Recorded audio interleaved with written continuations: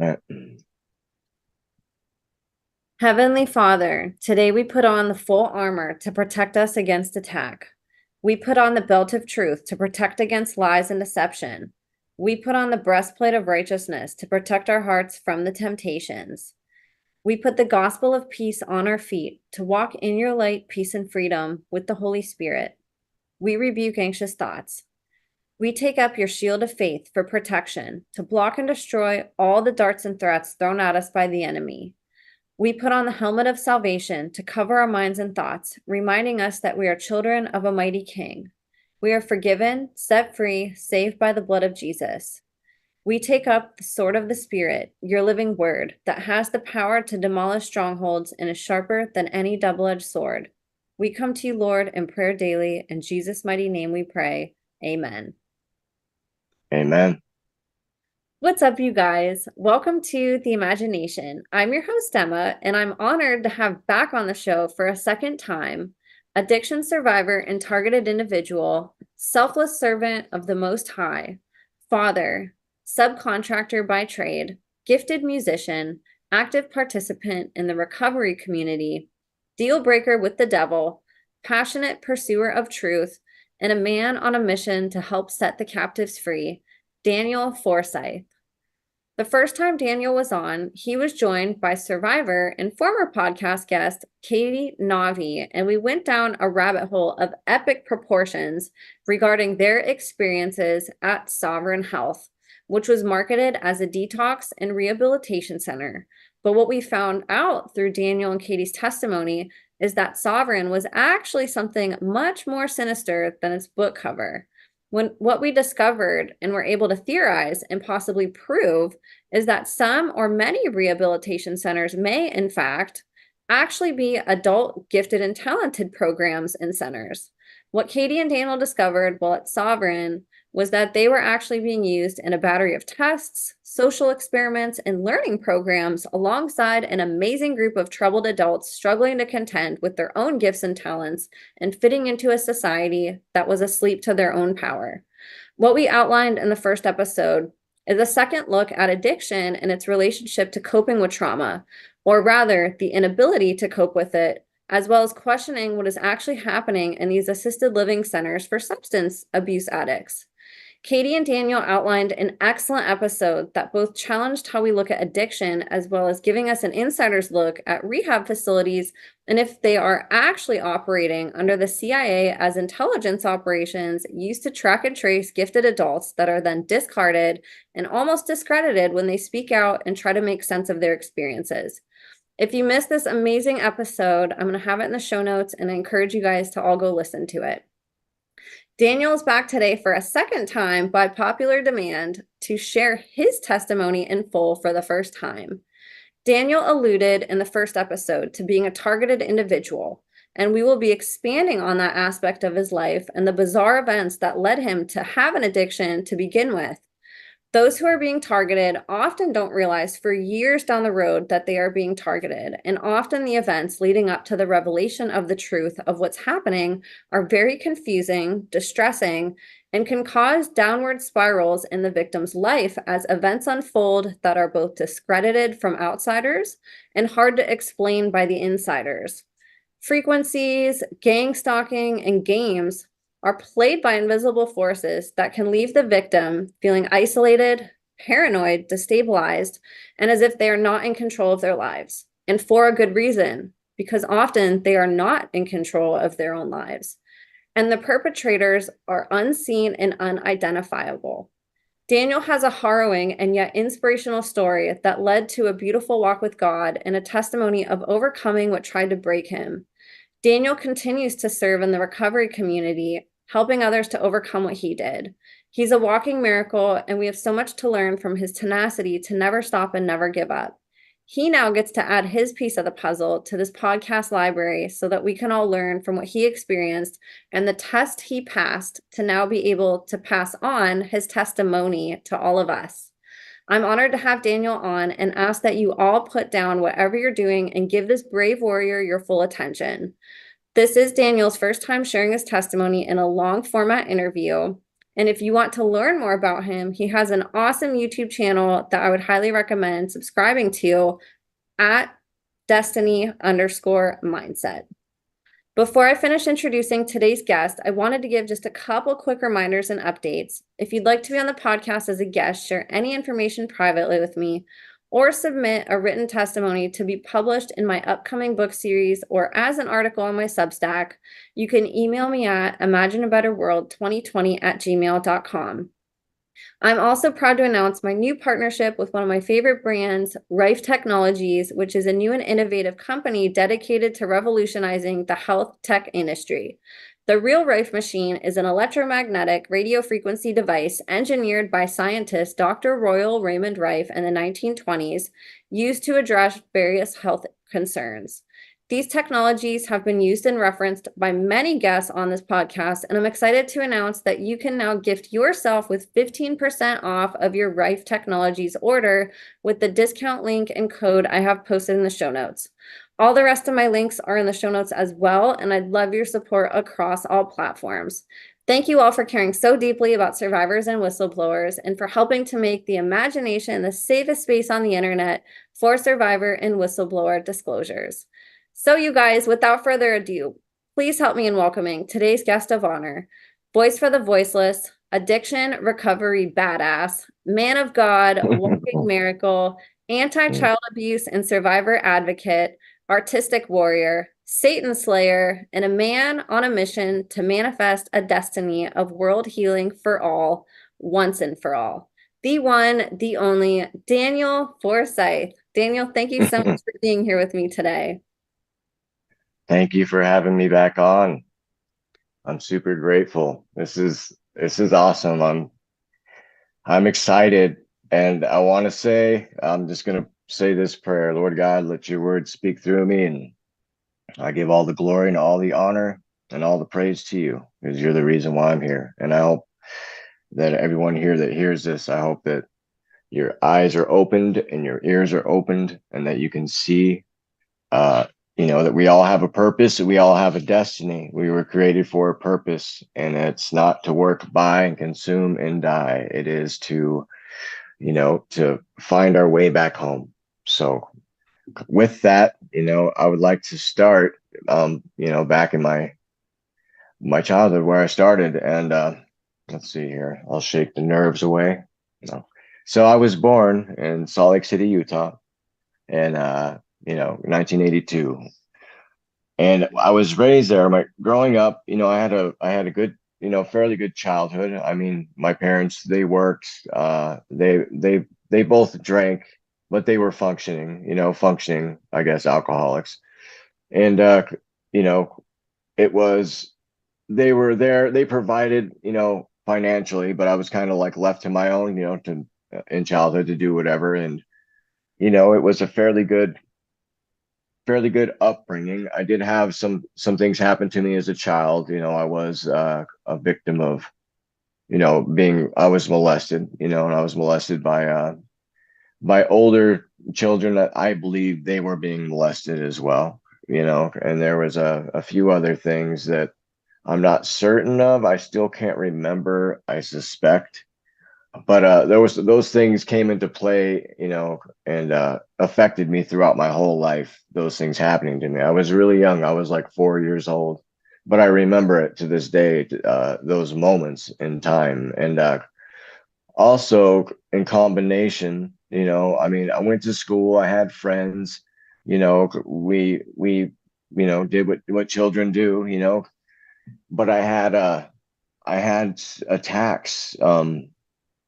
Spiritually since childhood, and have reoccurring nightmares, and basically this blackness would grab me from off the ground. I'd wake up and I would know that it was there, and I was familiar with whatever it was, but I don't know what it was, but it would grab me and throw me on the ground, and I'd be wrestling with this darkness, with this black darkness. And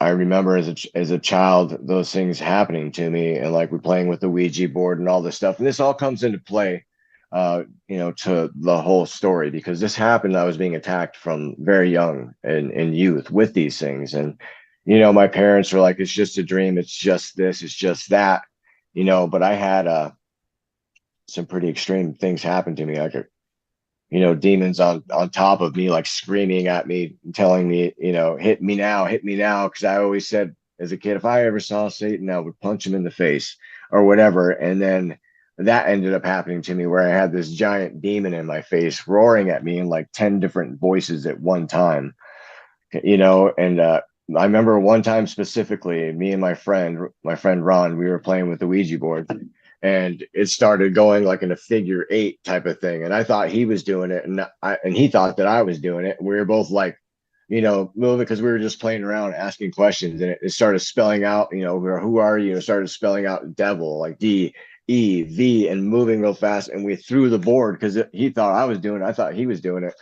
And we both looked at each other. When we realized it wasn't neither one of us, we just threw the board, and like we never messed with it ever again. But I think something was opened up in that, and it gave access to me in my life.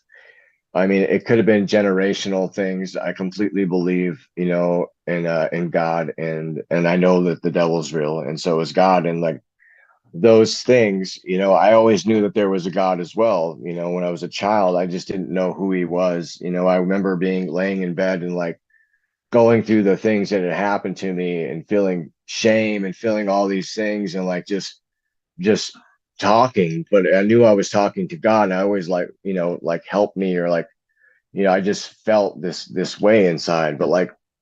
But anyway, I mean, that wasn't like my whole life or anything, but those events, stayed with me throughout my whole life. And like for anyone who's been through that or has gone through something like that, it's not your fault. That shame and that guilt and all those things, like that's just the effect. That's just what happens when those things happen. It's not your fault, and like you can move forward from that. And so anyway, I was there. I was in Utah till I was 11, and then my dad, he gotten a job in New Mexico in Albuquerque, and we got to choose. We had a choice whether we can move to Buffalo, New York, or whether we can move to Albuquerque, New Mexico. So me and my sister, we chose Albuquerque, and we came down to New Mexico. And we had a nice house. It was right next to the high school. There was a park down the street, a library, like two houses up. I mean, my parents did amazing. They always, we had what we needed. We weren't rich, but we weren't uh well, poor. We had my parents made it to where we always had enough. The only thing that was different. Well, only thing out of place was just they weren't there. They believed my lies. They believed me what I told them, and 'cause they were too busy working, or when they got home they would drink, and they would just wanted to believe everything was okay, but it really wasn't. After I moved to New Mexico, I mean, I started going to school. It was a completely different thing. I mean, I went from Utah and to New Mexico, where I was like one of like five white kids, and they were all Mexican, and like you know things like that. So, and it was a different thing. Like there, I was in middle school there, and I ended up basically I was getting like in fights and getting beaten up until I got into a gang, which was stupid. But I mean, I was 11, 12 years old at that time, and these people came out from California, and ended up, we ended up starting a gang, a branch off a gang from California into New Mexico, and that led me to using drugs. And the reason why I started using was because of the emotions that I felt. Like after I moved, and when I became 11, 12, it was a horrible feeling inside. Like I was just, I wish so badly I could describe it, because it was like a like heartache. It felt like someone had died or something. Like I would wake up and I'd have this feeling inside, and I didn't know why. And it was this horrible anxiety and this fear. I just couldn't. I didn't want to have to deal with another day, and I didn't know how to make it go away. And I got introduced first to smoking weed. And once I did, I was like wow, this is amazing. This takes away all of that. Like I can be a person, I can like it was like a cure for me. So, and then being involved in all those things, it led to, crime and, I wasn't paying attention in school and in class. And it just led me down a road of destruction, a path of destruction where other people were getting harmed on our account and we were getting harmed and people were getting, in the end, people were getting killed. People were killing themselves. People were losing arms because of drive-bys and like it was awful and I didn't want to be a part of it. Like me and my friend, we were the people that came out there, they all ended up going to jail. They came out from California, and after the first one came out, then the rest of them came out because of the money they could make. And then it got in the paper and all this stuff. They were killing people like they were in California. And then they all got arrested, went to jail, and we were all like 17, 16 and under, 15. And there was a whole war, a whole gang, a war zone, a war between different gangs and like people were, it was just a horrible situation. And it came to a point where I met with the people because we were all at the top. And I just told them, I don't want to do this. I don't want to get killed over a name. I don't want to, this is stupid. And we agreed and we met and we walked away and let them have it and to do with whatever.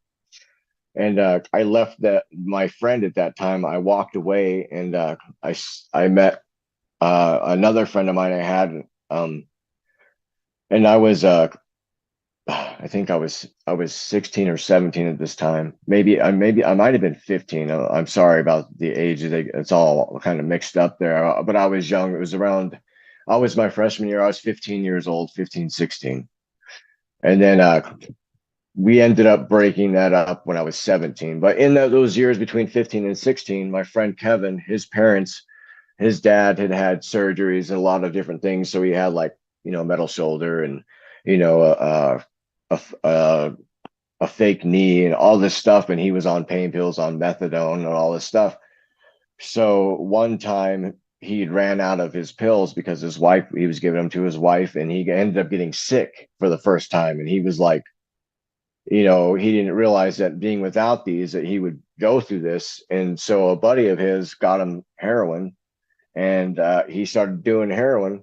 And then so his wife did as well, the pills. And then their daughter started doing it. And then it trickled down to their son, Kevin, to me. So, and that was where I found, it was the love of my life at that moment because that was my antidepressant. I mean, I thought weed was good. I thought the other drugs, I had tried, but when I tried heroin, that was the one that it took away all the pain. It took away all that shame, all that guilt, all of that misery that I felt every day. I mean, and the way that it was run to me, like it's not that bad, it's not like what they say there is. And his dad gave me my first shot of heroin when I was 15, and he put the needle in my arm and, My gosh. it was, yeah, it was. And from that moment, that was where I was at. I loved it. And, that's where I wanted to be. So, Can I ask yeah, it was, quick? I think, and we talked about this a lot the last episode as far as the sort of recovery options for this and your journey through recovery. But I wanted to ask you because I think this is really common with targeted individuals, with survivors, that at some point in their journey, and it's not everybody obviously, but that becomes either a stronghold, a temptation, or a way of life for dealing with, the things that they're going through. And I wanted to ask, like, what do you think are the biggest misconceptions about addiction? And then what's your opinion of trauma and addiction and their relationship? well, I believe that everyone I've ever met that has used drugs. I mean, few and far between. Some, did it for other reasons, but most of those people, they did it because they had some type of trauma, something happened to them in their life, or like they didn't know how to deal with their emotions. They felt like didn't fit in. They felt like everything was wrong, that, the world isn't the way it's supposed to be, like a strong feeling like this isn't what we're supposed to be doing. And so you're telling me I gotta, this is what life is, and people like trying to trying to mask that desire, or that, like something's up, something's wrong, something's amiss, because I had felt that, and other people had seen that as well, like something's not right or in the world, or like, I always felt like something, basically, we've been given a counterfeit to what our life should be. But the trauma is, they go hand in hand. The only reason that I used any drugs is because I wanted to not feel what I was feeling at that moment. And other people too, it was their way of life. It made it to where they could work. It made it to where they could, do daily things and not be stuck in that pain and misery. Or, a lot of the time also it was from abuse, being molested, and the feelings that came from those things. Like, I mean, some people were like, when I was molested, I hated it.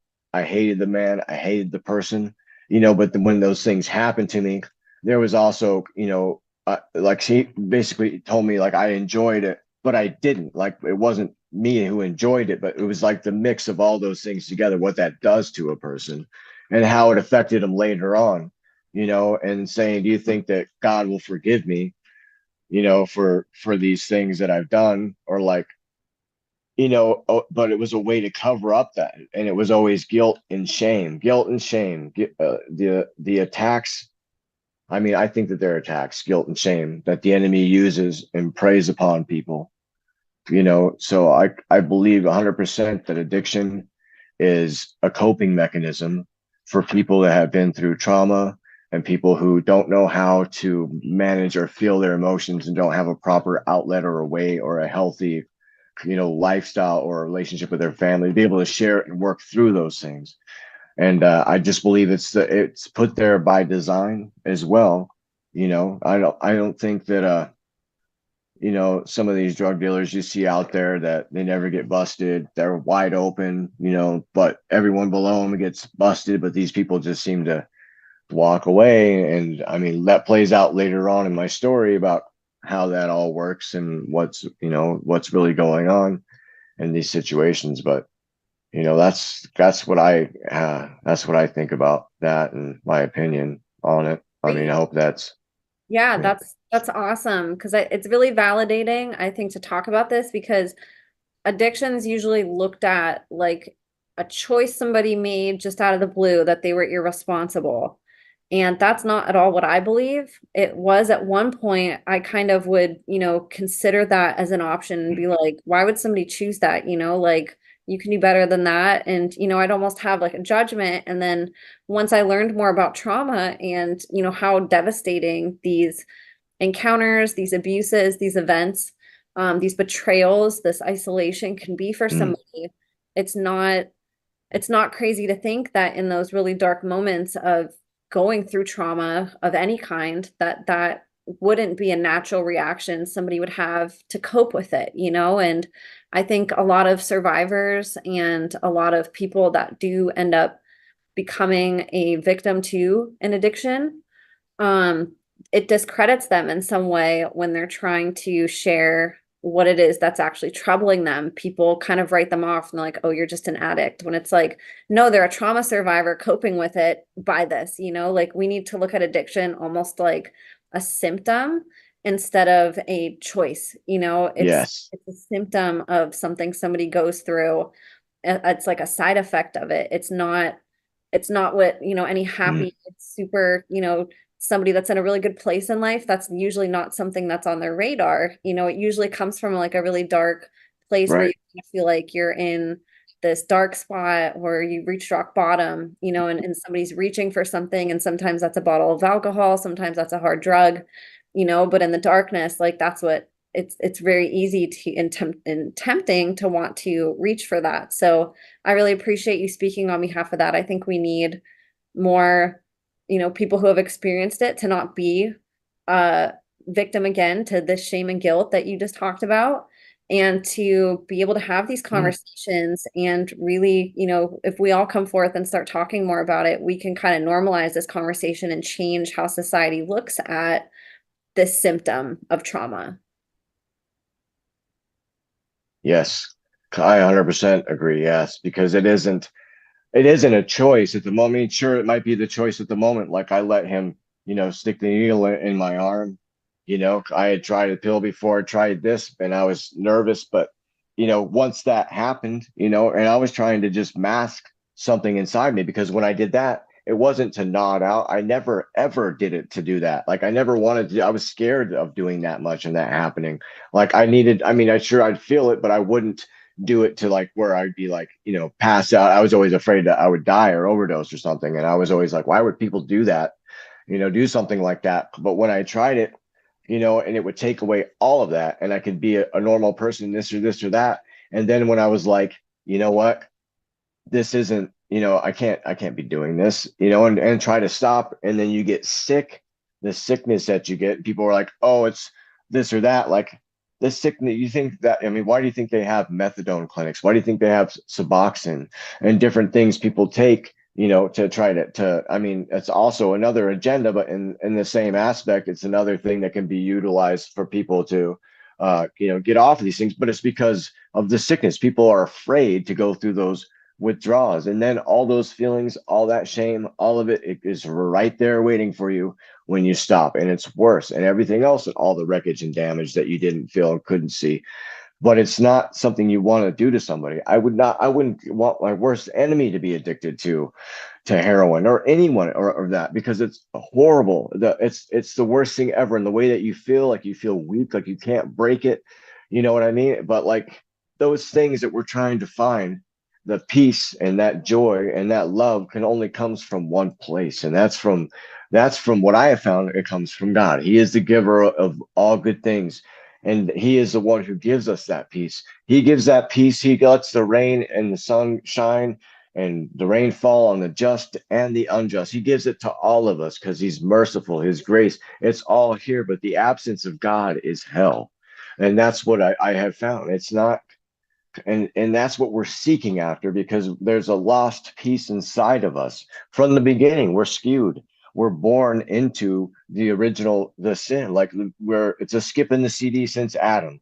It passed on down, and we're skewed because we're half spirit and we're half flesh. I mean, so we're battling ourselves for one. Also, our sight, our internal sight, all of it is skewed. We're seeing through a glass darkly. We can't completely see the whole picture, and what we think is right may not be right. So those things. But it's we're seeking what we were designed to always have, and that was our connection with God. And so when we miss and lack that peace inside of us, we're grasping for straws, trying to find something outside of us, because that's what we see, trying to feel that, or trying to, like, with another person or a relationship. And then people get into relationships and they go, oh, well, I was in love, but it died down and now I don't know, and things fall apart. But when a relationship if you don't have God in that relationship, it's going to fail. It's going to fall because it's outside. We've been trained to seek after our own will and to push for our own agenda. But we can't do, like, we're not capable of doing. We can do things, we can force things, we can force money, we can force whatever, but you're never going to have real peace. You're never going to have the joy. If you do it without God, it's just, you're basically, you know, it's all luck that you're still rolling. You know what I mean? You're riding on the wheels, but you don't have any bolts on your tires. You're just waiting for the tire to fly off. And eventually it will. But I mean, I think what I was gonna say about Adam.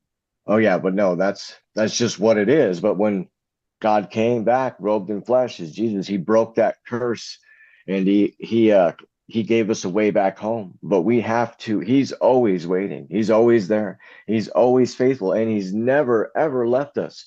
And his word never comes back void. But he waits for us to choose him, and he'll bring us reminders of subtle things, a butterfly, whatever it is. He speaks to us in ways that we'll know it's him if we're looking for it.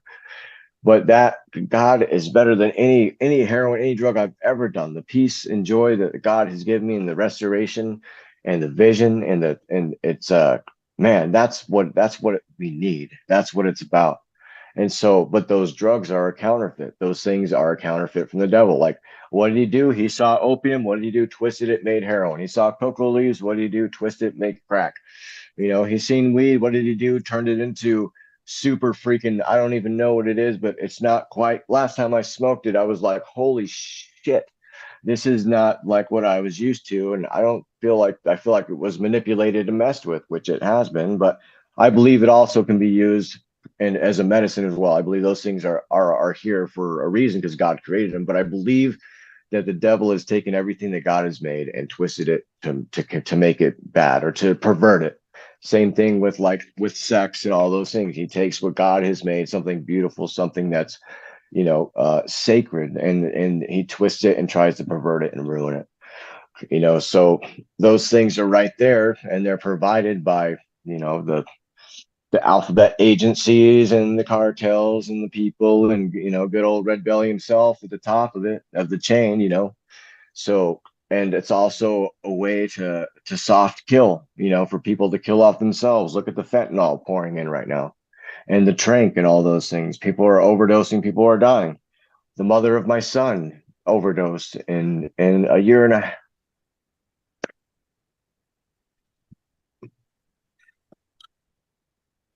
half ago. And like, ugh, I think about it a lot lately because my son, yeah, asked me what she thought of him and what she would think of him, you know?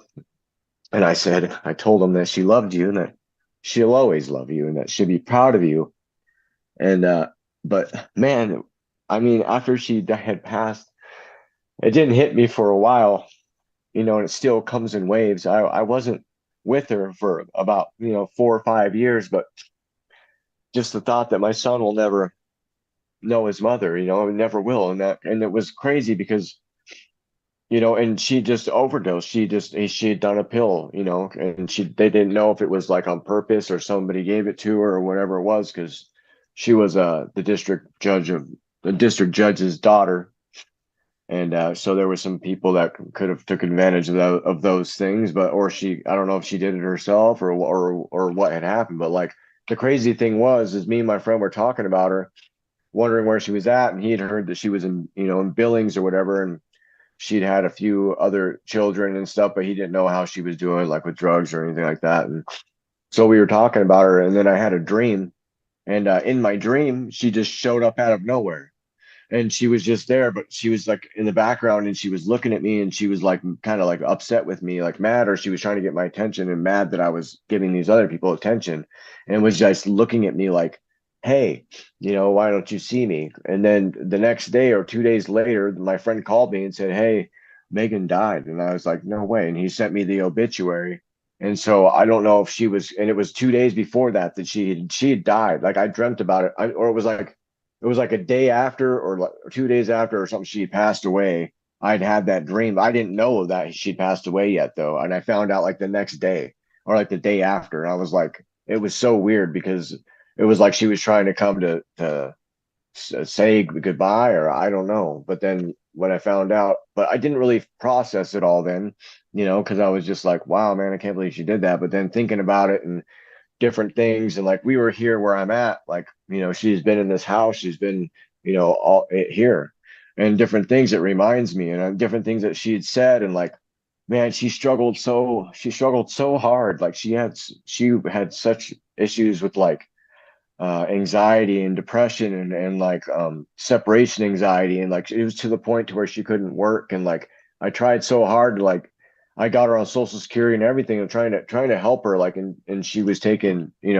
Adderall and different things she'd been on since she was young. And like it was such a it turned into such a horrible thing, and in the end, like, just to think that's a loss of that's a life that's gone, and like these people putting out these drugs, this fentanyl, all these stuff, like it's a way for people to kill themselves, that to get rid of the undesirable people and the ones that like are targeted individuals, the ones that are struggling, the ones that God has given gifts that have been attacked since the youth.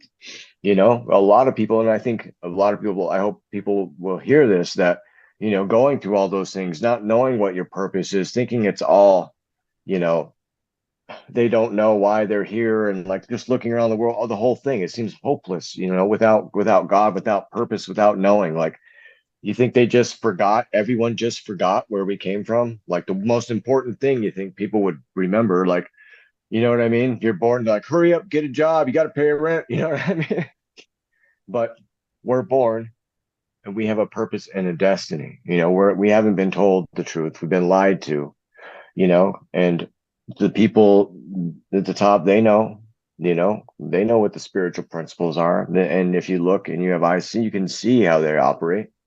They operate within the parameters of, some unwritten laws that are, spiritual principles or laws or whatever. But anyway, we can go back to something something else. I feel like I got a little bit off No, on yeah, that no, one. that was because I But asked you a question and you beautifully answered it and then some, and I appreciate you sharing that vulnerable moment with us. You're not the only one who's lost somebody to this, and we need to represent those people too with these stories and bring justice to what they went through. Because again, it's really easy to, like you said, these cartels and these drug pushers that start from the top and proliferate down to people that have trauma and they know that they'll be reaching for these things.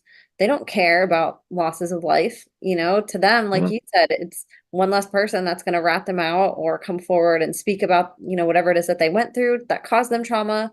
They, if anything, are grateful that so many people are addicted and in a low frequency and unhappy, isolated, not able to speak out and have a voice, and I think we need to be the voices of our lost ones who, reached for these things and somehow, didn't make it through to the other side. And I appreciate you giving her justice because it sounds like she had a really rough life and, you know, uh, didn't know how to cope with it.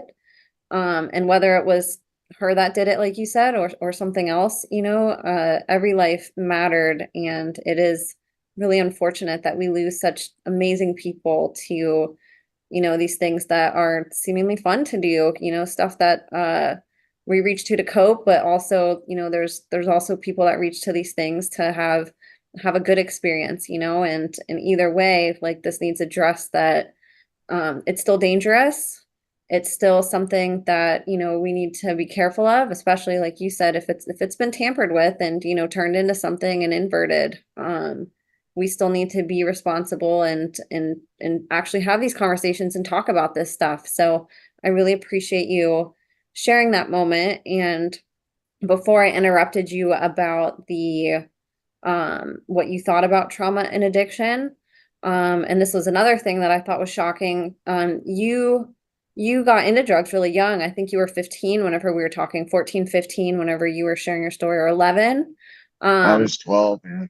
12, and you think about even that, and I want you to continue on with your story, but you look at how easy it is that they make these substances available to children, and that was back, whenever we were young. Now it's even easier to get access to the stuff for kids, and they have Yeah, the internet and everything to like coordinate stuff and find each other, and they yeah. have a lot better chance too of creating, a customer for a long time if they get you while you're young.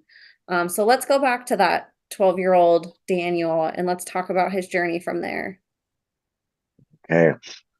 Well, I was in the gang, the whole gang culture thing, and I ended up walking away from that. And I met my ex-wife in high school, and I met her and fell in love with her in my freshman year, and through the sophomore year, and I ended up dropping out as a sophomore. I was doing good, I was doing great, but I dropped out, and I because she moved, and I chased her across the country. I lied to my dad, and told him I had a place to stay. And I didn't. I mean, I ended up getting a place to stay, but I had like, I think it was like $400 or $500, and I thought I was rich. I was like, I called her and I was like, I got $500. Oh, I got a hotel for a week or 2 weeks. So I got a hotel. I jumped on a Greyhound bus and I went up there, chased after her. And I showed up and she told her parents, and they were like, "You did what?" And I was like, "Well, I got a hotel and I got $125 left." I'm like, it was, me chasing after love. So I went to Ohio. I ended up after the hotel. I ended up staying with her parents and her stepdad, and we ended up leaving and running away and taking a bus coming back to New Mexico to Albuquerque. And it was a back and forth thing for a minute, and she ended up getting pregnant, and I ended up having my first daughter, Harmony. So Harmony Sky, Sandia Sky, actually. Love And that name. thank you. She's beautiful and awesome, and I love her. I love her to death. She's a gifted, talented musician. She's in college right now, and she's, from what I hear, she's doing well. She's not happy with me, because of my past and some things, but I do know she's doing well, and I'm really proud of her, and I love her, and I hope that God will mend that relationship. I tell her, I send her messages and tell her I love her, and tell her I miss her, and I just got to leave it in God's hands and trust that. But so, I had my daughter. I was 18. Actually, I was 19. I got married when I was 18, and I had her when I was 19, and then we moved up to northern New Mexico. I had a good job. I was sober at the time. I left and I'd gotten sober. I'd still smoke, weed here and there, this and that. And I was doing pills and doing methadone and stuff on the side here when I could get my hands on it, and I was really in love with it. But I think being in the relationship and having love and having someone to understand me and talk to me, I mean, sure, we did, a lot of different drugs and different things. As young, we were like hippie-ish, 90s hippie-ish people. So we did, experiment and do things and whatever, as people do and will at that age. But I love was enough for me. But I put her on the pedestal. She became God to me. I loved her so much, and she was my first love, and we had everything, but she all of a sudden wanted, I think it was because this was before she got pregnant. She'd gotten pregnant. She wanted to go run home to her mom. And so she left. She left me, and she didn't know she was pregnant at the time. But in hindsight, she says, I think that's what happened. It made me, made her emotions and hormones and stuff kind of change, and she left. So she left, and I ended up falling into a major, huge depression. And of course, I went back to heroin, everything. I left the amazing job, everything I had in the tourist town, and went and jumped in the car and went on a drug binge. And I ended up getting back with her, but like that's where the more I felt, went home to my parents' house, and I ended up taking money and stuff, but I was just trying to I ended up becoming addicted to heroin, and it was just a bad situation, man. I ended up leaving and going to Ohio to chase after her. Brought her whole family back to New Mexico, and they're still here, and they're still there in New Mexico now, except for her brother. But that relationship, after that, it was okay for about a couple of years, and then she ended up leaving me and getting with actually one of my friends. But I mean, we broke it up before that, and we were like doing the whole. I go pick up my daughter, and she would turn into an alcoholic, and I was sober. I ended up getting sober, and I was in my daughter's life. I ended up having to take her from my ex-wife for a while because of her drinking, and I was raising my daughter by myself with her grandma was there. I lived with her grandma, but and I did really well, at that point in time. And then I ended up I ended up getting kicked out over some money issues of over rent. I think I didn't pay the whole rent or whatever. And so I tried living up there for a while. I had gotten to my own place and I had my another job and all this stuff. And I was trying to take care of my daughter and do all this stuff. And I got with this other girl, because I couldn't reconcile the marriage. And she ended up getting pregnant. But like at that time, I was doing really well. I was working doing bookkeeping and accounting. I had my own office. I had a house. I had all that stuff. And then she ended up saying she didn't want to be with me and I needed to leave. And like she had me move out of our house into her parents' house to help save money so we could do something else or something. I don't know. She had a plan what she wanted to do. So I was like really hesitant at the time, and I was like, okay, well, you're pregnant, we're gonna have a child.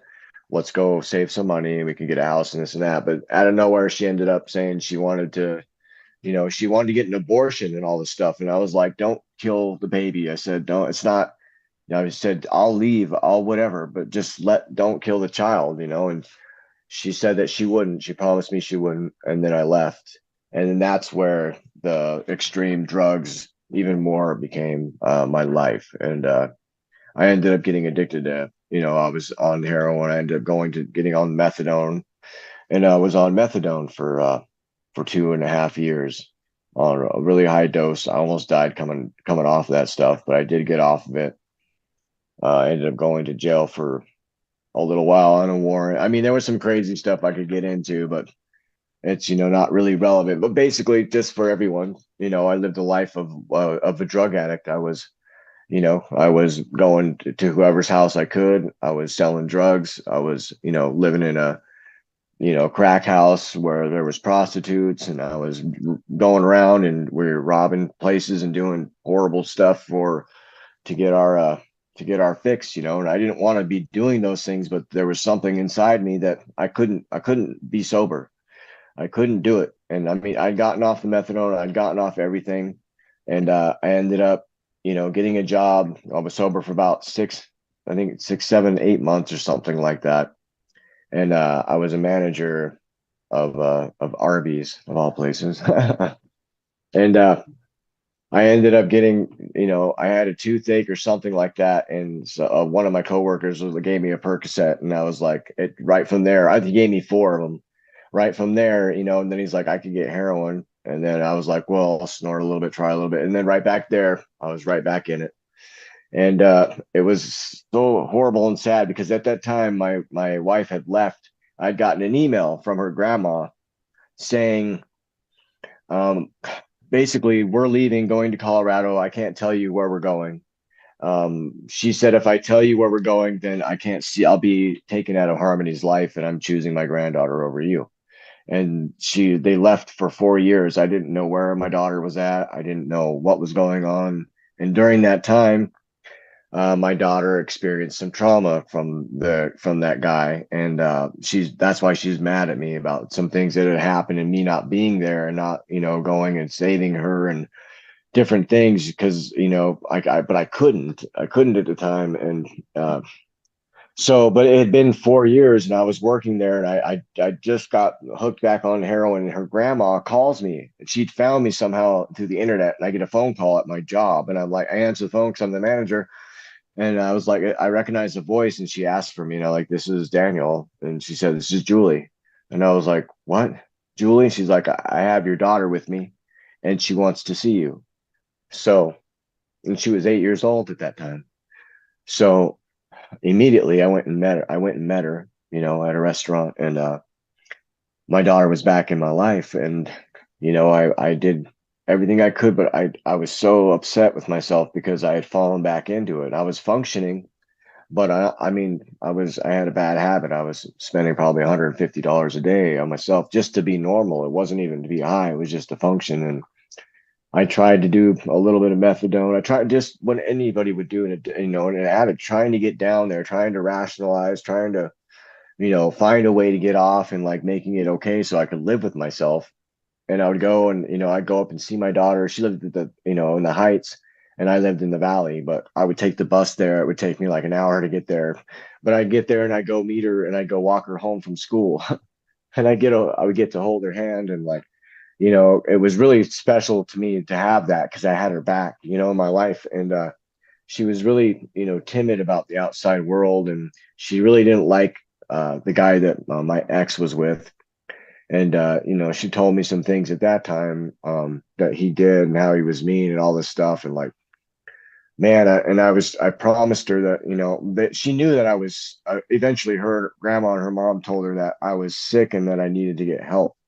And so what I did is I went to, because they saw me. I mean, even her grandma was like, she went and took me to get heroin because I was so sick. And I told her the whole thing. And she was like, I don't know what you're doing, but whatever you need to be better. Cause, she'd never seen me like that. And so at that point, and then after that happened, I was like, I can't do this. Like, I can't do this anymore. I hated myself. I hated it. I wanted to die. And I was near death. Like I was near death, and I ended up going to a 30-day rehab. And so I went there, and they ended up putting me on Suboxone. They detoxed me off the heroin. They put me on Suboxone, and I was there for the 30 days, and then they took me off the Suboxone. But for me, I thought this is a miracle drug, you know. I mean, it's like it does the same thing the heroin does, except it lasts longer. And it's not the same though. It's different, 'cause it has it, but it's still the same. And in a way, it's a control mechanism, I believe. It's just like they put out the drugs and then they're like, okay, well, let's give you this. But oh, the withdrawal is longer than 5 days. The withdrawal is 2 weeks, so you got 2 weeks you can take off work. Oh, and the withdrawals are worse as well. Oh, and we're going to charge you $8-10 a pill, because whatever.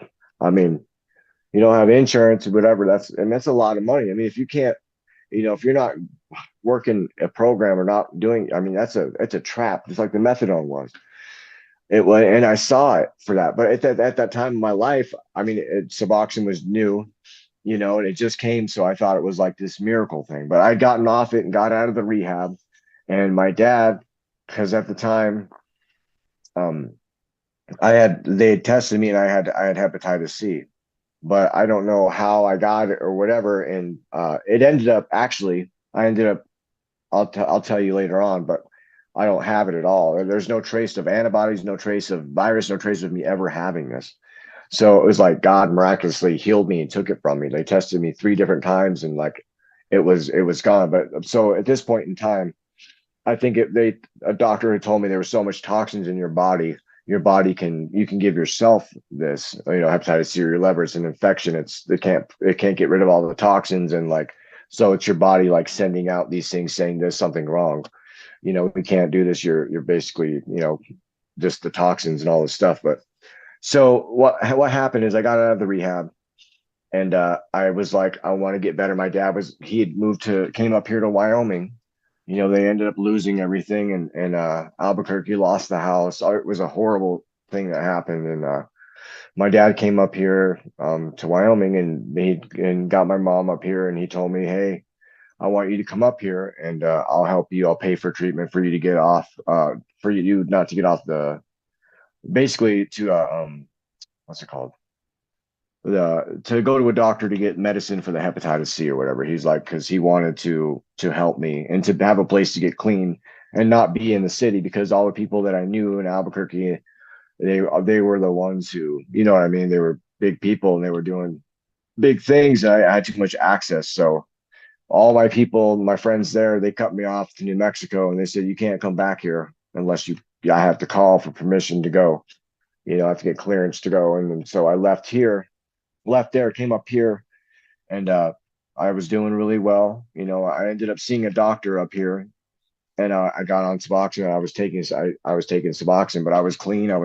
I saw myself as clean, and I still see that as clean in people's lives when they're using it or utilizing it, or it gives them a new way of life to where they can function and manage. I believe that it doesn't matter how long people are on it. If anyone's on those things right now, I'm not shaming you or anything. I mean, I've seen it completely turn people's lives around, and I used it as a tool for that as well.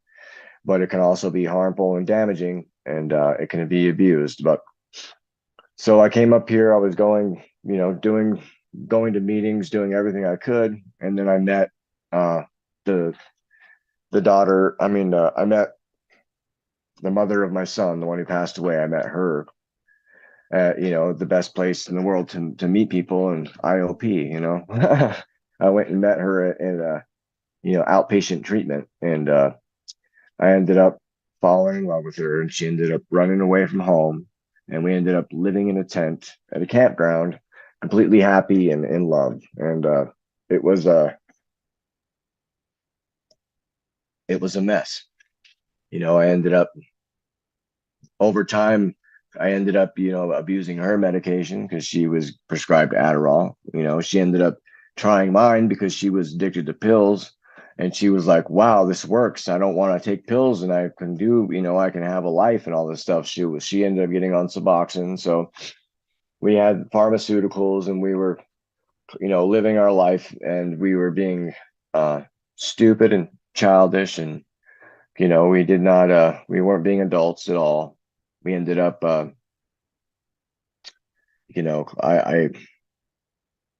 it was a mess looking back. We had some good times. We had some good years where we were together. It was 6 years where we were doing good, and times we did really bad. And, the emotional pain, trauma, and damage that she had gone through, I was trying to help her and in any way I could, at that point in time, and I wasn't working. And I mean, it was definitely uh it was definitely a mess, in a lot of ways. I wish that we could have done some things differently, but I came up here to get away from those things, ended up getting right back into those things.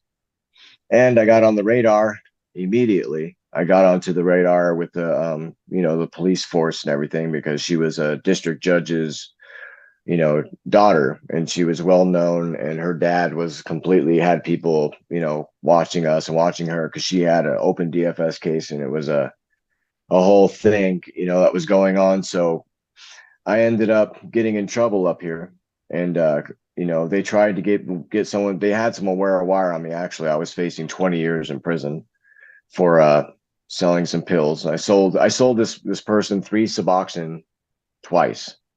And in Wyoming, if you sell one thing, a controlled substance, it's 1 to 10 years.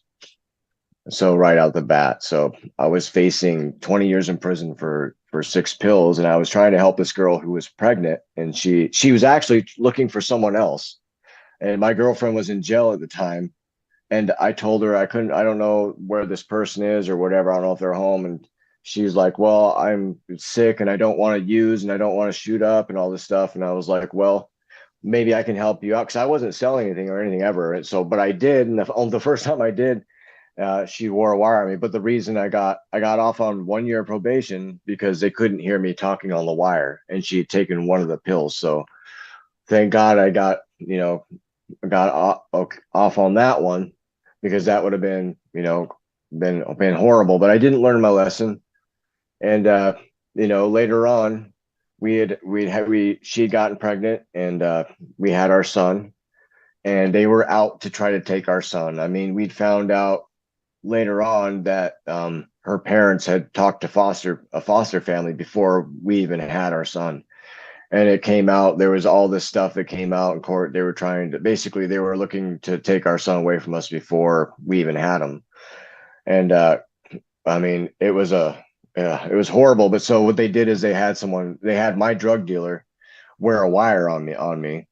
And I wasn't even buying drugs. I was buying Suboxone because I couldn't pay for the doctor. I had to pay for rent and all this stuff. And anyway, I ended up selling 2 Klonopin to my drug dealer, and they got me for aiding and abetting delivery of a controlled substance. And they did. That guy's brother wore a wire on her and got her for the same. And I knew that it was happening when it was happening. I didn't speak. I was there for the first one, but they didn't hear me on the wire. And but I knew it, and I told her, "Don't do it, don't do it," and she did it. And then the other time, the guy had me because he's like, "I can't help you out unless you help me out."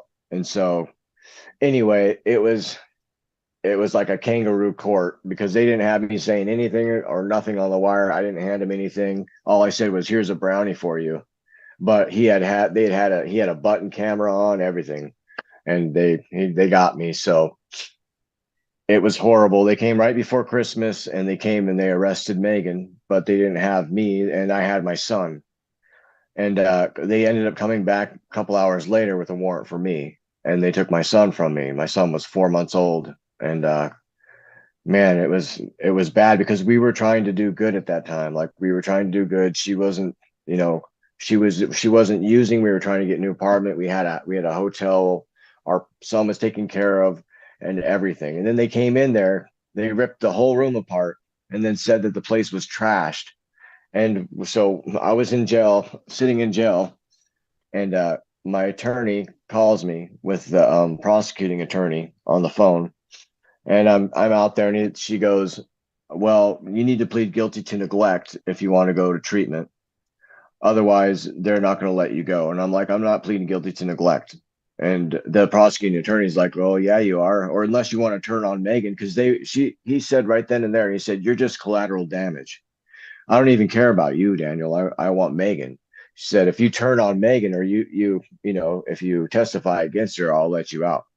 And I said, "I'm not going to turn on her. No." And I told my attorney, I'm like, "This is blackmail." And she said, "Yeah, it is. But what other choice do you have?" And I was just like, "So I could either stay." He's like, "Or you could sit in there for a year, and then it'll be even harder for you to get your son back. I mean, go in front of a judge. You've been sitting in prison for a year. What's the better option?" So I said, "Okay, fine. I'll plead guilty to neglect." And I mean, it was in the paper and everything. They made us look horrible. And but man, I was so pissed about that. But so I ended up getting out, furloughed, going to treatment. She ended up going to treatment. And 6 months later, they kept trying to come to our house. They actually raided our house. They came when we were at a visit um, with our son. They came, and then they gave us both a piss test, and then they came with us and made us go to our house, and then they searched everything and they didn't find anything. They found a bottle of piss or something that was in the underneath the sink, or something that had been left there because in case we'd used or something. We had something, but we weren't using, but they kept trying. They had people trying to sell us drugs. I mean, we had people come to us and say they came to me and tried to get me to sell you Percocets so that they could get you on a controlled cell. They were trying anything they could to get us. They had old ladies in this place we lived, trying to sell us pills. Literally came over, friended my girlfriend, and to like give us food and all this stuff, have us come over and help her. And then she was like, "Do you want to buy some Percocets?" And I looked at her, and she looked at me, and I was like, "That's the setup. This is the setup." And later on, she'd found out when she tried to hand this lady her phone, the text message said, "CI, do you want us to come up there and make them leave?" And then I told her, "Write down that phone number." And so she wrote down the number. We went to the library and called it, and it was Daryl Stewart. He was the head of DCI, or the Department of Criminal Investigation. So we called it from the library, and it was the head of DCI. So I was like, "Man, they're really trying to get us for something. Like they're trying to get us because we pled guilty, and we had sentencings coming up in March. So, and this is like December that well, no, they had arrested us. It was the year before December. So we'd already spent time in jail. I spent 4 months in jail, and then I did 5 months in treatment, and we were coming up on our sentencing. So what happened is they took that bottle of piss. They never said anything about nothing about that at all, like when they raided us. But then they came back 12 days before sentencing, and they arrested us for having a bottle of our own piss, or it wasn't even a real charge. But so they put tampering or something with UA, and they just came and arrested. So we were sitting in shackles when we went to our sentencing. So, and the judge was like, "Well, I was going to go with the PSI and let you guys out, but obviously, you can't battle your demons or whatever." And so they sentenced us to prison. So that moment, I thought they sentenced her to prison to 2 to 3 years, and we were together at sentencing. And I was fighting as hard as I could, everything I could. I mean, I was doing all these different things. I was compliant with everything. And the judge still said, I mean, it was a, it was basically rigged. I mean, the whole thing. I mean, her dad was a judge. There was there's a, all the other judges reclused themselves because they knew him. You know what I mean? So we had the one judge that who came to see our case. He was from Rawlins, and that's where the prison is, and the other one's in Torrington. So anyway, he sentenced me to 2 years, and he said I'd give you 3 to 5 if I could, but it's against the law. And he's like, you can do treatment. They have treatment in prison.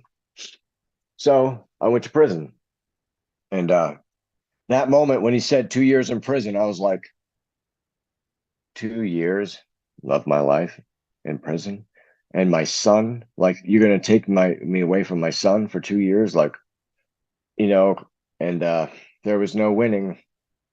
So off I went. They came and made a special, trip to come pick us up and take us. So when I got to prison, and I saw the gates open and we got there, he drove all day in this van, got on a bus, shackled, just you know, going. And it was an 8 hour, 9 hour drive. And then when we got there, it was real, when I got to the prison.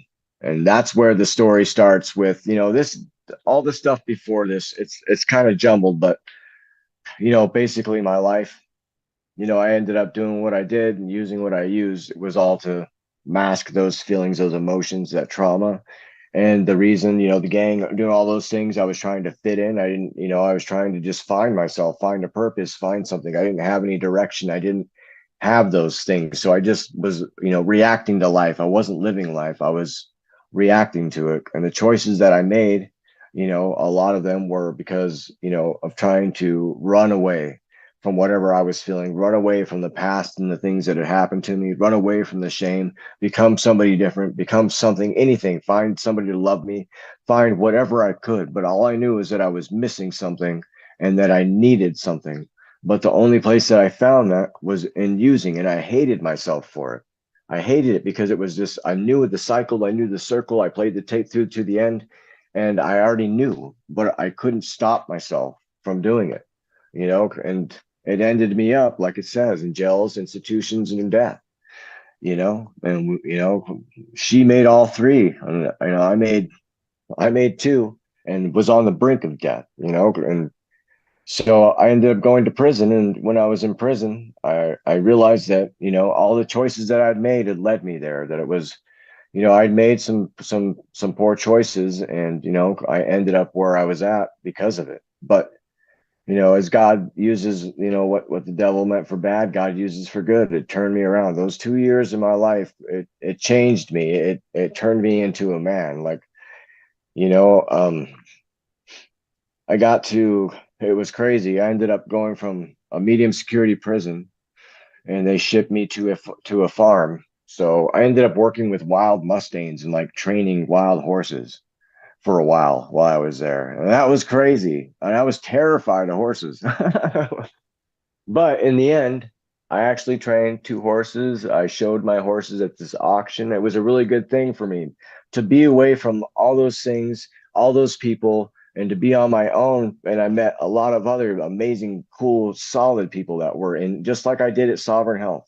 The people in prison, it was all the same thing. There was some, horrible, POSs of there, and people that needed to be there. But the people that I saw there were just like me.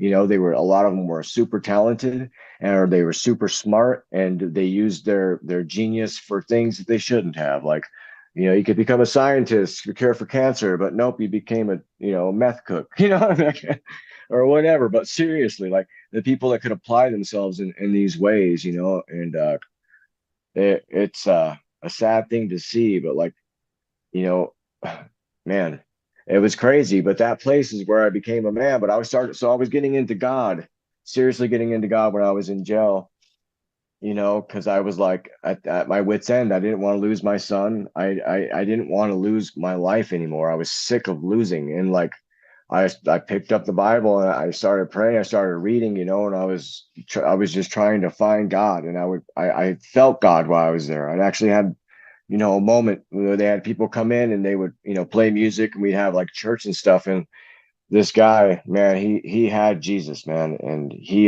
gosh, I could feel it when he came into the room, like, and we would go in there, and he would play this song, and it was Garth Brooks song, but he changed the words to it. It was the dance, and he changed the words to about God, about Jesus, and it was such a cool thing. And all of us would always be like, "Hey, will you please play that song?" And he would, but man, this guy, Jeff Krubeck, I think is what his name. But anyway, but I felt God there, like for one of the first second times I felt it in New Mexico once too with my friend and his mom in a place that she had taken me. But to feel that peace, it stuck with me. Like we went back to our cells and we were like, "Do you feel that?" And you're like, "I don't even want to cuss anymore, man. I don't even want to do anything bad. I just want to stay in this peace. I just want to stay in this joy." Like we should do um what's it called?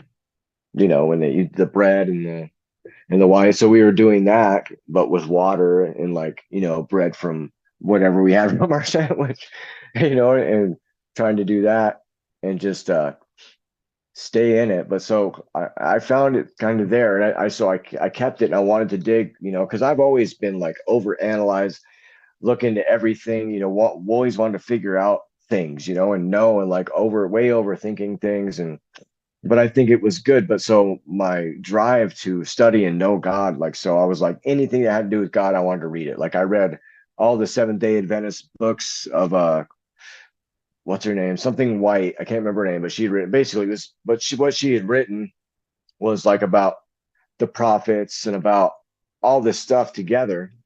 So it was like the Bible, but written by a person with some added things in between, and Ellen G. White, that's who. But so reading all those things, I found so many different aspects to who Jesus is, and like her love for Christ was like profound. And I mean, I don't care what denomination or what other people, this or that people subscribe to, this or that. I believe God is in all these things, and He meets us where we're at, and He's going to bring us together, like He said He would, from all the different places. Like He's going to bring all of us together, and the Israelites, all of us are scattered throughout. We're a mixed multitude. It's not like black or white or Mexican or whoever the true Israelites are. It says that He led a mixed multitude out of Egypt. So it's all of us. And so when I took that in prison, and they have so much literature and different things you can get in prison, because people have nothing to do but time, and people want to study. So I had all these Bibles and all this stuff, and they had a music room at the prison. You could pay and become a member, and you could go down there, and they had some people donated all these badass guitars and like drums and a bass and some recording equipment, a PA system, so we could go down there and we could all jam out and play. It would be like you're not even in prison, because you go in that room and it's just like a little studio room. So I went down there, and these people were playing, and I just go down there and listen to them. They play, and they were badass. And I come out of there because I had a guy I'd go work out with, this dude Carrera, and he'd done Fed time. He was an older guy, and so he was getting me to work out and stuff, because I started doing it in prison a little bit, but he really got me to kind of work out. So he told me, the guy that was in there, he's like, "Yeah, that guy in there," he's like, he was playing the guitar. He made it. You don't know who he is. He's like super. He made it. Was in the industry and all this stuff, and he's really talented. And all this stuff. But they knew each other from the drug world and this and that. And so I ended up befriending him. But I go down there to listen to the music. And so one day, I went and walked with them too after that. They're like, "Hey, you want to come with us?" And I went and walked with them. We went down to the annex place for some reason to go to the gym or something like that. And they befriended me, and basically the guy who could play music and stuff, he had someone come over to me and walk up to me, and he's like, "Hey, this dude wants to talk to you, or wants to see you, or he want," and so I went over there, and he's like, I went to his room. He told me to go into his room, so I went to his cell, and I went in there, and in this place, at the farm, they had joint rooms where we would share a bathroom, and it was like, everything was shaped like a U basically. So there's rooms on this side, rooms on this side. It's open right here is outside, and then they had the front door, and then the cops are in here and stuff. They got all the cameras and everything. So I went in there, and he tells me, because his cellie just left. He's like, hey, he's like, I want you to be my new cellie. He's like, I want you to move in with me. He's like, I already talked to the people up there. They just need you to go talk to them. And they said you can move your room. So I was like, it was kind of weird to me because I was like, really? Like, why would he pick me? Like, why would he choose me to, it was just kind of weird because this guy, everyone was like, oh, it's, I don't want to say his name for, anonymity and stuff like that. And like, whatever. So anyway, I ended up going into the room, and I had all my stuff about when I moved in there. All of it was God stuff and everything. And so I'm up there reading, and he comes up and he stands. He goes, "What's this?" He's like, I'm like, "Oh, this is this book and this is that book. This is a Bible dictionary. This is all that stuff." And he's like, "So it's all Bible?" And I'm like, "Well, no, there's some other stuff." He's like, "Well, no, Bible." And he's like, "Here, check this out." And he handed me a book. That's all he did is handed me a book, and I read it. And within 5, 6, 7, 8 pages, my whole belief system was ripped out of my heart and thrown on the ground and stomped on. And I was like, "What? Are you serious?" And the book he gave me, it was Jordan Maxwell. And Jordan Maxwell is super smart. He's he talks about a lot of everything, a lot of truth, but he also, and this is what I think is a deception as well, is he fell, or I mean, Jordan Maxwell was presenting the fact of it started off what had like shattered it and kind of broke it for me is because I wasn't firmly rooted. I was seeking God, but I didn't really know enough yet. And the information given was like, okay, the solstice, and it started going into all the symbolism about Christianity, and going into this whole book said, oh well, there was actually like 15, 16, 17 different Jesuses type characters throughout all history from before and after, who were born on the 25th of December. They all had some thing where they had died, or they had given themselves in some way, and or had done. It was basically mirrored Jesus in a lot of ways. And he's like, okay, now look at the December and look at the solstice. It's the sun on the cross, dying on the cross on the 21st, and it's 3 days that the sun is at its lowest point, and then it starts to rise again.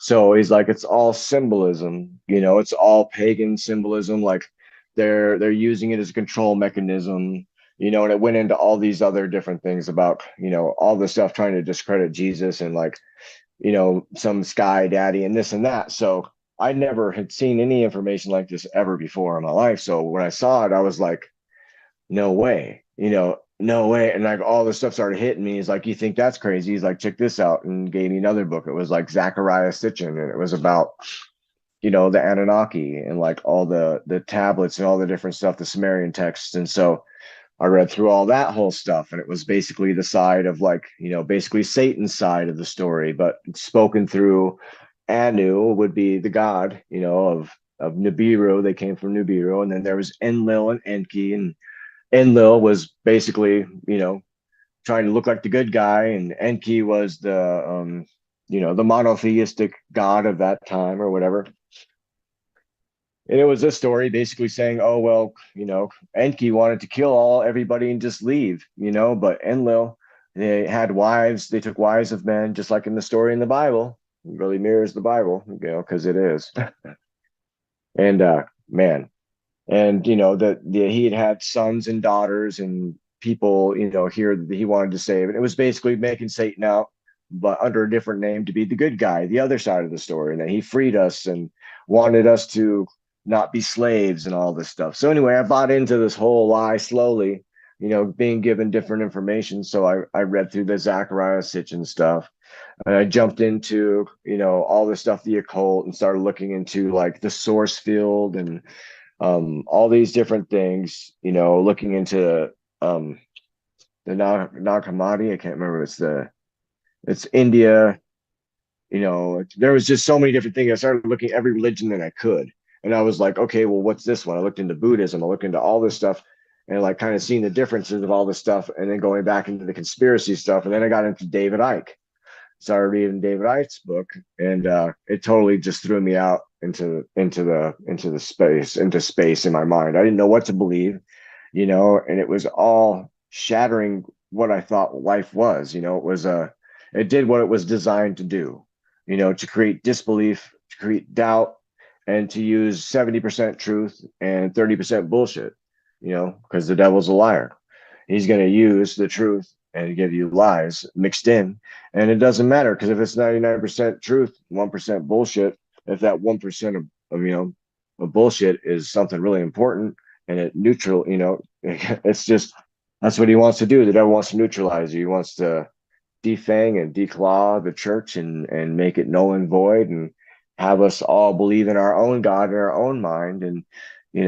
And that's idolatry, because God is God. And but anyway, but this is an important piece of the puzzle, because this is where it all begins with me, as far as like from that moment, and then this guy telling me like, hey, basically you are your own God. You can be God, and you don't need, you can manifest these things in your life, and you can take control of all this stuff. And like, you talked about your stars. If you know the time and the date you were born, it's really important, and into the occult and numerology and all this stuff. But it was fed to me as it was light, like, this is the light. We've been lied to. That's a control mechanism. There's no sky daddy, this or that. This is what it is, a universe. And aliens and Nordics and all this different stuff. And like, all these different pieces of the puzzle there's truth in all of them.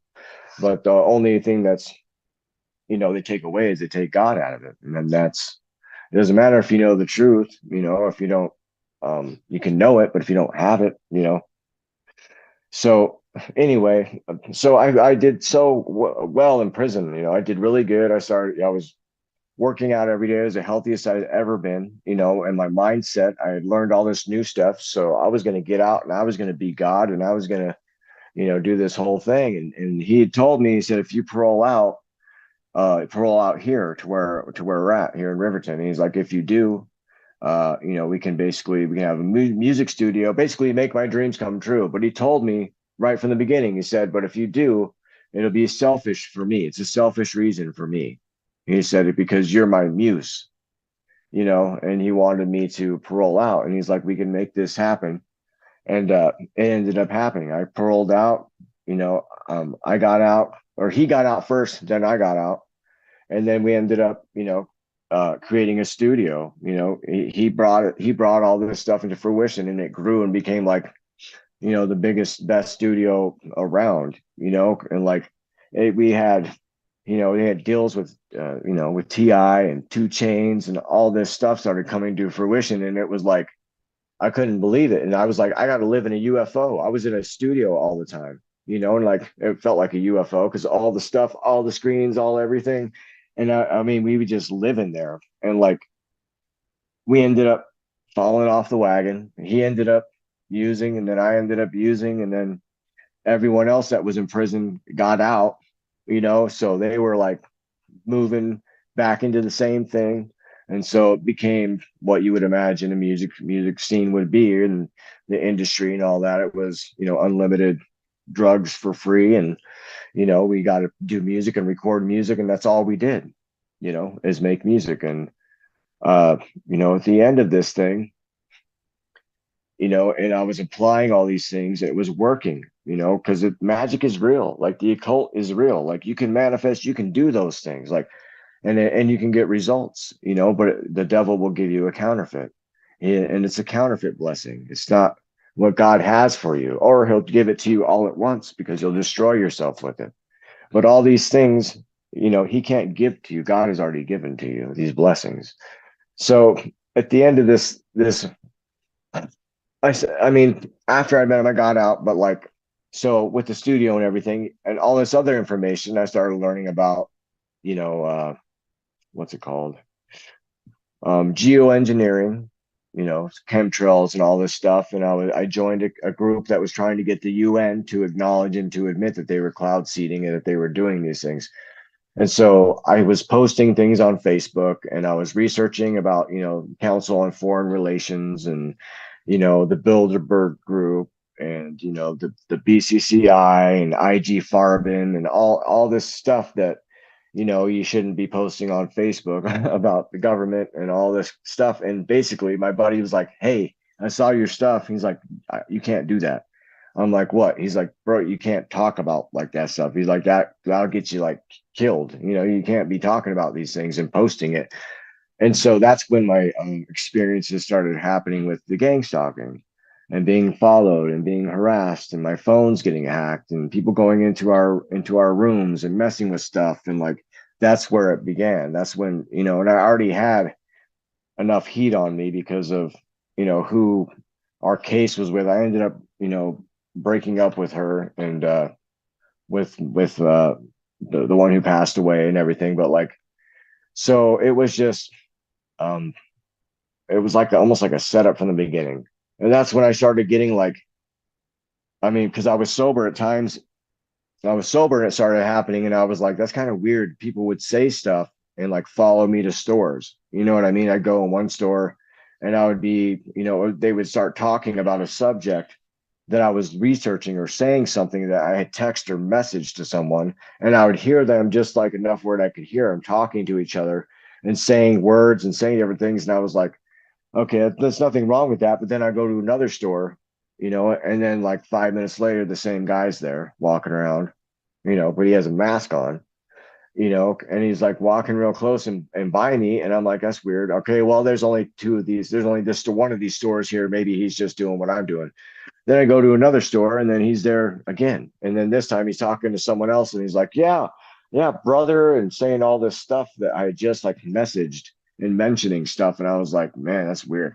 So I told my bro, and I'm like, hey, dude, listen when we're out and around, like, because this started happening more than once. And like, it would be more like, it almost seemed like it was a Truman Show.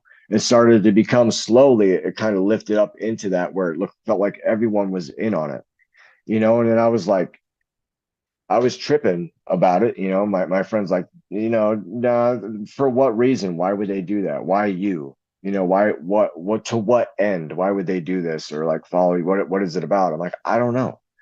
I have no clue, but this is happening to me, dude. I'm sober. And he's like, I believe you. I believe you're saying it, but I mean, I don't see it. I don't know the reasoning why, or this or that. So it would this continued to play out, and I would either ignore it or I would see it. And then it seemed like when I started falling back into using, it seemed like they would do it more. And I don't know if that's because they knew that I was using, or I started to think that that's why, because then they would be able to write it off. It's like, oh, he's high, he's crazy, he's not, this isn't happening. So I mean, it would happen to me when I was high, then it would happen to me when I was sober, and there was like times in between. This is months, sometimes years in between that this was happening. It was happening in different places. It was happening in this town I'm in right now, and this is a small town, and it was happening at my apartment. And like, so I got my first taste of that, and then it was like, it got kind of real heavy when like we were in the studio, because the studio was around for like, you know 3, 4, 5 years, and it just continued to grow and change. But at the end of that time, I had left and I went to treatment. I'd gone to Sovereign during one of those times when the studio was still going.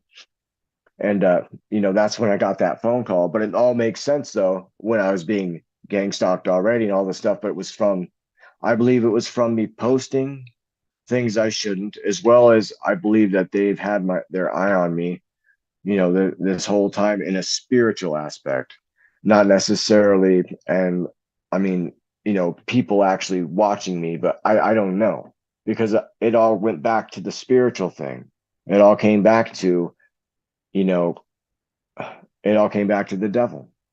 I mean, because in the end of that, after Sovereign had happened, I went back down to the studio, because in Sovereign, like, that whole thing was a trip. And there was a bunch of other people who said the same thing was going on in their lives, that they were being, gang stalked, or different things were happening. And we were all talking about relating to it and being like, yeah, like, or like the symbols and the different things that are like going on or appearing in your life. And it was just a weird thing, man. And I started to like think it sovereign is when I started to like really kind of place it as a spiritual thing. And like the first thought of like, okay, there's no way that these people are all coordinated together. Like, there's no way. How could they all be in on it together and acting this way and following me? Like, why would they do this?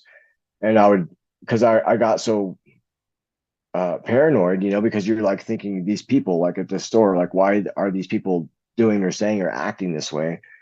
And then the whole principle of like the Matrix kind of came into my mind about Agent Smith, people that don't have God, people that are, in between or whatever, they're cannon fodder. They can be used, the enemy can pop in and out. People have demons, Christians can have demons, anyone can, and I started to think, well, it's a spiritual thing, it seems like, or like, because it would happen. It was almost like my spirit was irritating them or something inside of me irritated whatever was in them and they would react or act. So, I mean, it got to the point to where I didn't even want to go to the store. I didn't want to go outside. I didn't want to do anything because I knew that like the cops would come around the corner every 2 hours on time. My other guy that was there at the studio timed it. He's like, they're gonna come around the corner in like 5 minutes. 5 minutes, boom, cop come by, drive by. I mean, it wasn't too suspect because we had the studio there. They knew us. Plus, there was a lot of stuff moving in and out of there. And so, but like, it was just strange because to me, I was like, what's going on? Like, the cops would pull me over. I mean, I didn't have tags, I didn't have this or that, and they would just let me go. And they started letting me go all the time. Or like, they would be behind me and they would see I have no brake lights, this or whatever, you know what I mean? And they would just not mess with me. And that's when because I knew that that's usually when the feds are watching you, the cops will let you go, in an area because you're under investigation or whatever. And so I started telling my buddy, I'm like, dude, I think the feds are watching us. And he's like, oh yeah, for sure they are. Yeah, they are. But he's like, he's like, I want to ease your mind a little bit. And he looked at me and he said, they work for us. And I was like, what? He's like, they work for us. And so at this point in time, Can I say I was one like, thing? I want to yeah, just comment. When as you were talking about sovereign, I remember in the last video, and I know this is a little bit of like a different aspect of them targeting you because it looked positive. But I know that at one point before you went to sovereign, you were either unable to, and maybe you can refresh it, but you received a phone call where you basically were given an oh, opportunity to go when that was like something you were struggling with and not something that is common that usually happens to people who are in your situation. So I wanted to touch on that too, because I think that's another weird thing that happened to you. yes, it is. And I've been jumping around because there's so many different, thoughts coming in my mind about different things and situations and how I want to like tie it all together. But, you know, so I apologize for that, but it is No, what no, it no, is. don't apologize. We talked about it last time, so people can Yeah. listen, but if you want to just cover it really quick, Yeah. because that was kind of an interesting part of your story, and then we can move forward to where where we were just at. Yes, we can do that. Yeah, it was so it was after prison and I had gotten back onto, the drugs and everything, and I was it was just yeah, I was on, at that point I'd gotten off of the street drugs and I went to the doctor and straight up told him, I'm like, I'm gonna die out here. I don't want to be getting stuff off the street. Help me detox off this. Can you give me a supply of something, regulated, whatever? Just help me get off this. I'm trying to get into treatment. I didn't have a place, no insurance, nothing, and there was no place that would take me. And I was looking for about 6 months, in complete desperation because I didn't want to be where I was at. And so, I was looking, the different treatment centers here. I had applied, and everyone's like, well, you need insurance, or, if you're in jail or something, they let people go. But there was no way I could get into something. So, out of nowhere, I get a phone call, and and it was when I was looking for treatment, and they called me and they said, "Is this Daniel Forsythe?" And I said, "Yes." And they were like, well, we heard that you're looking for treatment. And I was like, yes, I am. I am actually. And they're like, well, would you be willing to travel? Like, would you be able to fly out of state? If we were to pay for a plane ticket and have a place for you to go and this and that, would you do it? Would you be able to leave here in like 4 days or 5 days? And I was like, yes, yeah, definitely would. And at the moment, I wasn't thinking, well, I did think, like, I was wondering how they got my number or who they were or why they called. I was just like, it was weird that they asked me and how they knew I was looking for treatment. And so I was like, maybe some place called, or one of the places called some other place, have them call me or whatever. But that wasn't the case. And when they called me, I said, okay, well, when they said, will you be willing to travel and within this amount of time, in 4 days or 5 days or whatever, if we can get you, basically. They said there's an anonymous donor that will pay for everything, but they want to do an interview over the phone. They're going to be on the phone, but they're going to be muted. So they would like to hear, what you're going to do and why you're needing treatment or whatever else. And so I did an interview, and then they called me back like five. I think it was, I don't know if it was immediately right after or if it was like the next day, but they called me back and said, okay, well, you're accepted. Basically, they're going to cover everything. The anonymous donor is going to pay for everything. We have a plane ticket, flying out of Cody, Wyoming, and flying from there to Salt Lake City to Palm Desert, and we'll have someone there to pick you up. So I jumped on it. It was like too good to be true. I'm like, are you serious? They're like, well, and they paid for everything. So I went and I got on the plane, and I took the last of my pills and went there and got picked up. There was a guy waiting there with a sign with my name on it, and he picked me up, drove me, from the airport, drove me to this house, this suburban house, just low key in this nice neighborhood, and took me there, and I detoxed in this giant house with some other people, and yeah, from there it was like it was a program, and then they after I detoxed, they had people come in, a couple people coming in, to talk to us and kind of like tell us, what they were doing or whatever, how it was going to go down, and introduce us to our whole treatment team. And then we got to go to the main place where I met them all that stuff happening. But yes, it was really super strange the whole way that it went down, especially the way that the people were talking about, like, they were super enthusiastic. And the first thing they were saying is about like wanting to map my brain and to go see this psychologist who was, Whitney Houston psychologist and Eminem's and, Doc Hollywood. And that guy was, pushing that drug started with an F. I don't know. He gave it to everybody. It was for everything. But yeah, like that thing where I lost time, on that about 2 days, 3 days of taking that medicine or medication, and I fell asleep in my bed and woke up in a room. In the room where they have breakfast and everything. I had to walk outside and around the pool to go into this place. And I woke up on the couch. The night watch guy who was there, he woke me up with his flashlight, was like, "What are you doing in here?" Like 5 in the morning. And I'm like, I don't know. I don't know why I'm in here. I don't even know how I got here. So then I stopped taking that medicine. But it was just, the whole thing was really weird because, you know, the signing of the papers, when they brought the form saying that, we can record you, or like, have to sign on this, that it's okay that we record you with video or audio, and, at any time or whatever, this and that. So, that was weird. And in the way that they were behaving, the ways that they were trying to push us, and then they were trying to like direct us to a certain way. Like they told me, oh, if you do this, you'll be a better musician. Like we can hit your brain with frequencies, and we can fix this and fix that. And they told me, oh, well, Eminem does it. They kept saying the Eminem thing to me, and I'm like, it was just really strange, man. And the whole thing was really weird. And they never stopped pushing. They really wanted me to do it. I never did it, but they also the people that were there, it was like they wanted me to stay in California. They wanted to direct me on a certain path.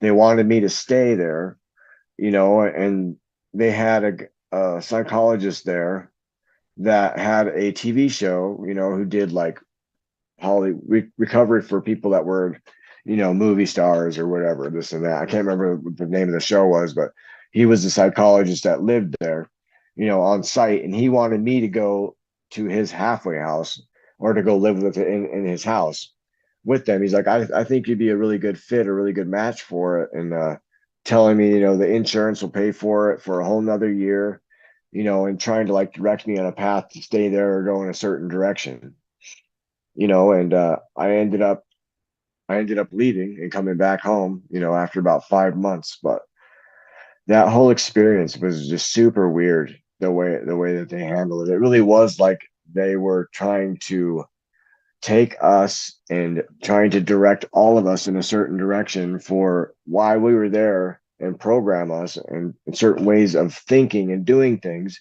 and wanted to like figure out the anatomy of an addict is what I thought. Like they were trying to figure out.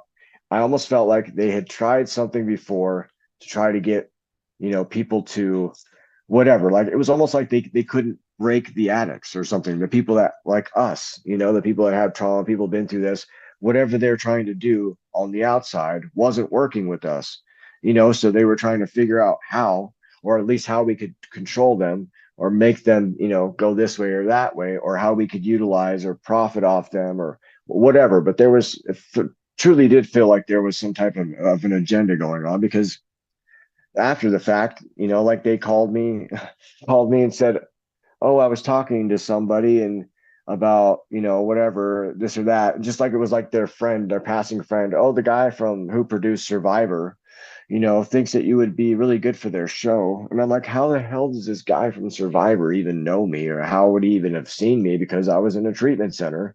Why would he think I was a good pick for the show? And the lady Robin was like, "Well, I was just talking to him about it, and I just thought that, you would be good, and he really wants to meet you and do an interview and all this stuff and blah blah blah, and meet with his production manager and all this stuff." So I ended up doing that, but I ended up, stopping, what I didn't do the show because I felt like it wasn't going to be something that was going to help me. I felt it was going to be uh, detrimental to my son, because they wanted to reunite me with my son and do all this stuff, televise and all this stuff. And the show was called The Gift. And yeah, it was really strange, man. And I ended up being like, no, I called them and said, I don't really want to do this. I don't want to put my son, through this. And like, what are we gonna, are we gonna get anything for doing this? Like, are you gonna give him money or put something like that, or like whatever? They're like, they said, well, at this time, we can't really tell you what we're gonna do and blah blah blah. But anyway, so I stopped that whole thing. But and then they also had an app that they wanted us to download. They told me, well, that would track us after the fact of where we went, where we were going, and just all this stuff. But it was like, it wasn't even something that they would want us to really check in with. It was something that was in the background, like to track us, and it was just super weird. I don't know why they wanted to, but and then they also called me to try to have me come back as an alumni to come back, and they were just, it was just really weird, man. The whole thing was really strange. So I totally believe that it was something. I think it was an operation of some type.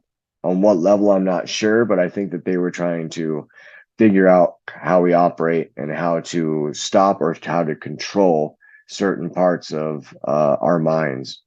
Really, is what I think. I don't care if it sounds like I'm crazy, but that's what I actually think about that. I mean, I did get help there. I did utilize everything that they gave to me, but given all the other things that were going on and that continued to happen after the fact, like, I came out and I was doing good for a while, and then I messed up, and that lady Robin, she called me, and it was like 5 days after I messed up, and she called me. She's like, "Are you all right?" And I'm like, "Yeah, I'm all right." She's like, "No, you're not." I'm like, "Yeah, I'm doing great." She's like, "No."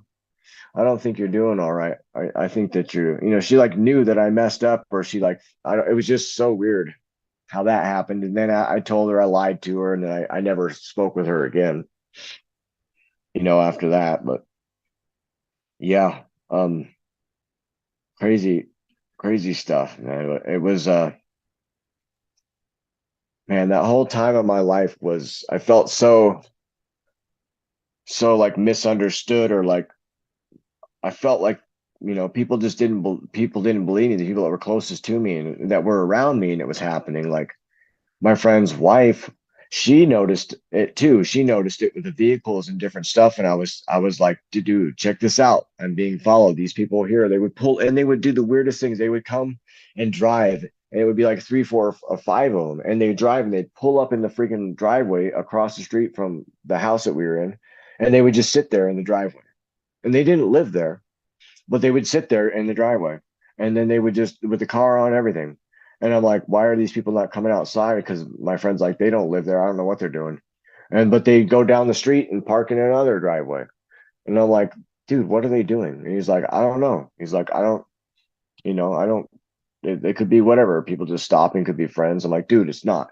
And his girl was like, no, I see it. It's not. And I'm like, you see what I'm talking about? She's like, yes. I'm like, because I told him that, but then there was another vehicle that was a white Denali. They would straight up follow me around with a walkie-talkie. The guy had a walkie-talkie, and I would leave my house. I'd go to the gas station, and it was this. And the weird thing about this is this guy from that was in the cartel or whatever.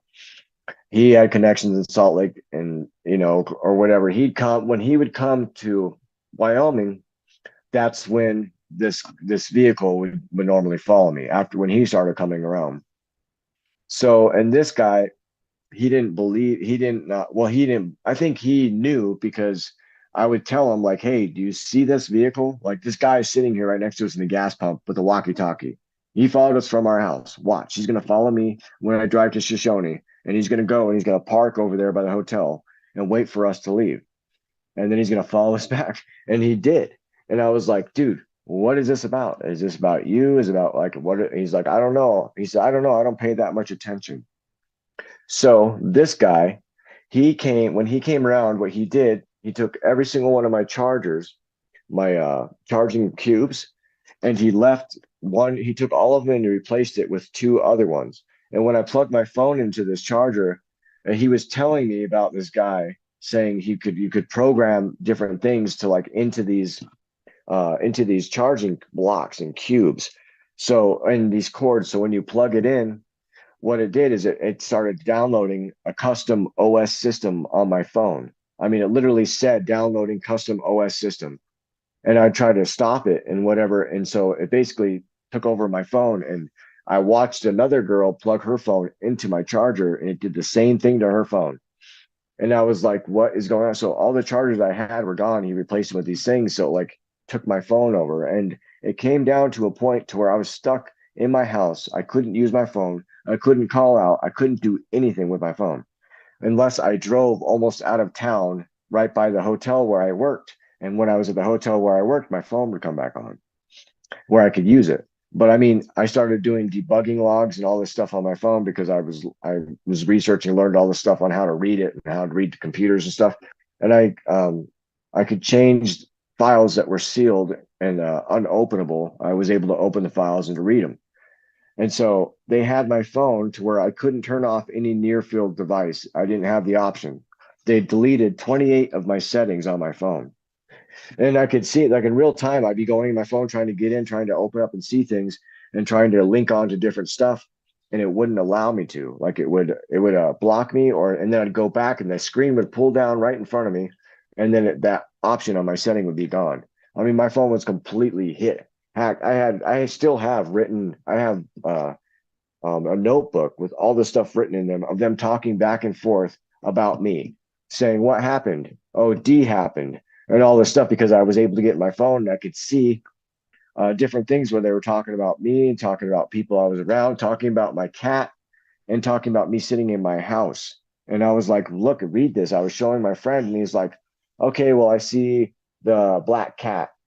Okay, I see D, I see S. Like it was all of our names, but it was just the first letter of our names, where we were going, how long we were gone, different, just weird stuff was on there.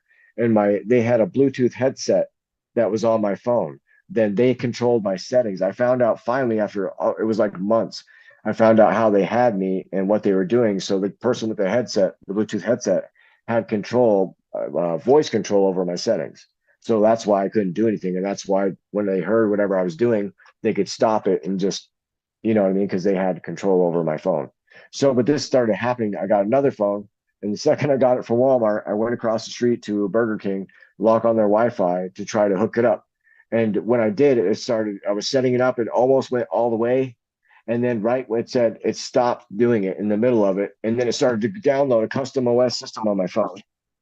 A brand new phone, dude, brand new Motorola phone. I just bought. And so whoever they were following me or whatever when I went to the parking lot, and because I was on a public Wi-Fi or I don't know, but they were able to do the same thing to my phone. So I had a new phone and they had me already. So I was like, I felt so defeated and so like I was like, are you serious? Like, is this really happening to me? And they started like people at my job. I ended up losing my job over time, but it was like these people who owned the hotel, they were connected. They were Mormon Freemasons and like, all this stuff. And one of the guys, the owner's brother, he had worked with Werner von Braun and all them like making, they would make Xerox computer chips and all this stuff in Air Force Base, and they were making the rockets and all this stuff back in the day when they brought over all the Nazi scientists over in Operation Paperclip after World War II. So he actually worked with these people. And at one point in time, because I was telling him all this stuff, because I had a book, the Freemason book, Albert Pike. I had their actual book, the Freemason book. I read through all of their initiations, all their steps, everything. And I was telling the owner's brother about this. He's older. He's like 80s years old, and we went for a drive, and he was like, so how do you know all that stuff? How do you know? And then he asked me the question. He said, have you seen a dog with a blue collar? And that's I don't know if you know that, but that's basically another Freemason asking another Mason to if they are a Mason, because it's about the dog star, about Cyrus. And that's one of the things that they'll say. Have you seen a dog with a blue collar? Or are you a traveling man? And you're supposed to respond, oh, I am a traveling man. I'm looking in the east for light. It's a way that you acknowledge each other. So because of all the things I was talking about, he was like, well, how do you know all that and this and that? And I was talking to him, telling him I believe in the biblical cosmology. I don't believe that they've made it out. I think that there's, a firmament. I believe in God wholly 100% and all this stuff. But he would try to deflect me and try to like turn me away from different things that I was, researching and whatever and whatnot. So it was just weird, the whole thing about that. And there was other people that I'd known in the area as well, who I know they had made some type of deal or something. The guy's dad owned a whole freaking mountain, and they were super rich. They were in the drug game, but they knew what my last name was and knew what it meant when I told them, what my last name meant. It means resurrector of ruin. Because I have a book with my ancestry, and my ancestry book, it leads back to all the kings and queens of France, of Charlemagne. I'm descended from all the same people, all the presidents and everybody are who they claim descendants for, or all of my family, basically. So all the way back, I mean, so I believe that's why they were seeking after me, because of my bloodline. Because back in Sovereign, after that psychologist, when he was trying to get me to stay there, I had they tested my blood. They tested me for Hep C and everything. It came back 3 times. I'd never even had the virus, never had the antibodies, anything. And the guy laughed and he told me, you got really good genes. He said, you're one of 10% of people in the whole world whose body will heal themselves of that. So that's what he said to me. And that was that same day when he was trying to get me to stay to stay and go into his house and everything else. But so it was weird things like that that were said to me by people. And I believe like the person I met in prison was able to see my stars, see my destiny, because he was like, if you know your birth date, you know this, you know that. Basically, you can call upon, you know, fallen ones and this and that and blah blah blah. But he didn't tell me at the time. But it was like little innuendos throughout, you know, this and that. And the people that I met, uh, you know, the guy that who knew my last name knew what it meant. It was Inserato Ruine. He even said it. And I was like, how do they know this or what's going on? They knew what color cake that my girlfriend at the time had for her birthday. We had a pink cake and this and that. And I was telling her about, I was showing her my ancestry book. And then we went over to their house and they had a pink cake and they were laughing and saying, "Oh yeah, it's what's her name's birthday? You know, she likes pink cake." And I was just like, "What?" And then they cut a piece and brought it over to me, and they were being really weird, and they were talking about the same thing. And one of the guys there, he had said the same thing to me about, "Have you seen a dog with a blue collar?" But I think that they were getting their information. They'd made a deal. They'd had, you know, they had help. So when you make a deal, you have different beings that are there that can go, they're in and out of time. They can tell you what other people are doing. That's how psychics work. That's how tarot works. That's how all of it works. They're demons posing as angels. They'll be your most beautifulest everything, or they'll be your worst nightmare at the same time. But when you make that deal, they're there to make sure that you fulfill that deal. So I started to see this play out in different ways, you know, as my eyes were opening to what I was really involved in and what was going on. So I was being basically groomed to into the occult to be joined into this, whether it was Illuminati, not Illuminati, because the guy that I was around, he was like, you know, he wasn't part of it, but he had Freemasonry on both sides of his family, 33rd degree Freemasons, both sides. Um, you know, his mother was in what's it called, the Jew or Judas, I can't remember. Daughters of Daughters of something, basically the women's right to it. You know, they'd been in it, but his mom wasn't part of anything like that. But it was just like that in the family line. And I'd met other people who had Freemasonry in their ancestry directly, and they also, you know, were able to. They had other beings that were there with them. And one of them actually came to me when I was in when I started going to church and stuff. He came to talk to me, and he kept looking at me. He kept saying, "I try to see people's seal, you know, on their forehead. He's like to see the seal of God, you know, on them." And I was talking to him about, you know, the Freemasonry and the different spiritual aspects and different things, and trying to say generational curses and stuff because he was coming to talk to me. And he was laughing, but he was like, "You're right." He said they do come in twos, you know. And then later on in life, I seen this in other people's lives where it was the same way, the same type of thing was happening. So I started to put it together, you know, that like that something was going on, that this wasn't just people doing things. Oh, I gotta shut the store.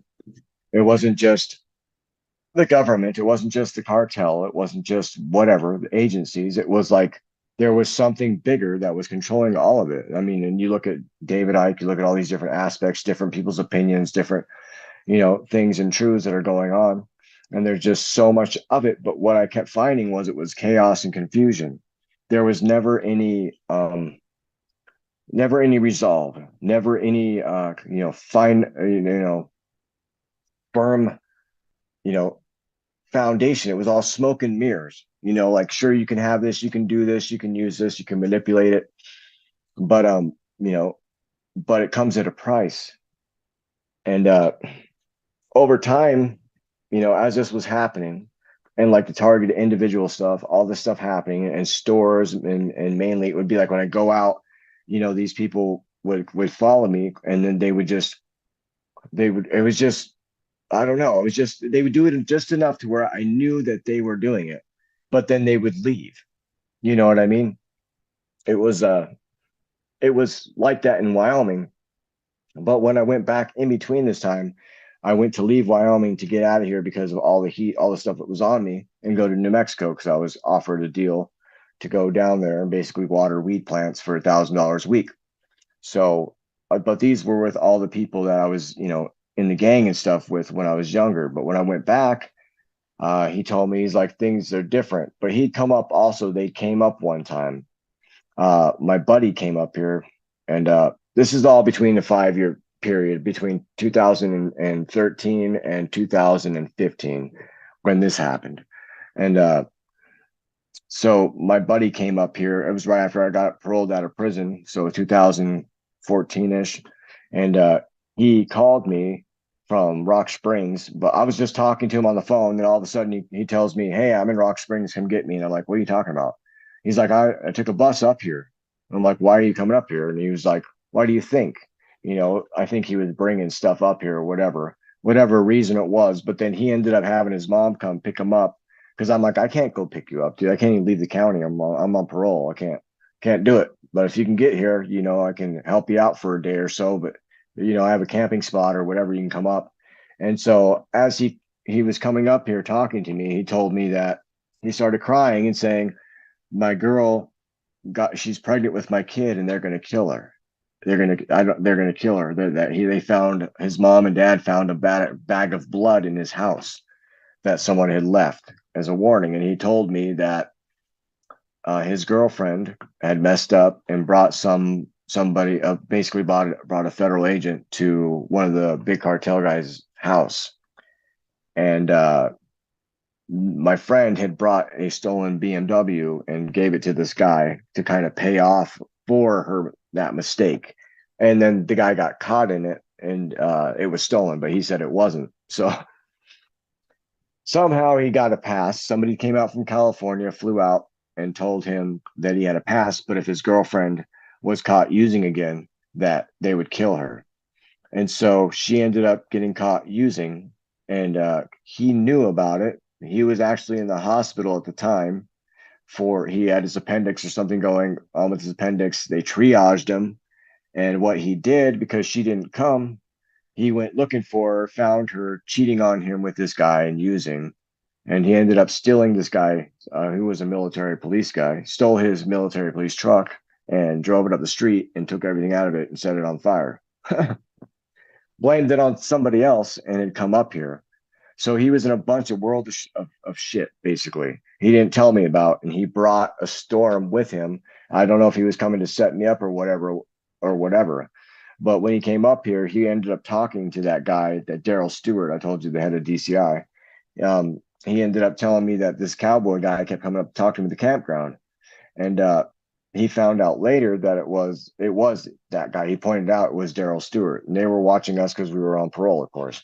So he came up here and told me his whole story, and this guy was on parole already. He was on probation, and he told me basically the story, what was going on, that she was pregnant with his kid and she was missing, and that he was going to come up here and turn himself in and ask that they would keep him here like in protection because the cartel was going to kill his girlfriend and whatever. So I told him, I can't only help you so much, but you need to go to the police station, turn yourself in here, tell them that whatever, try to see if you can stay here.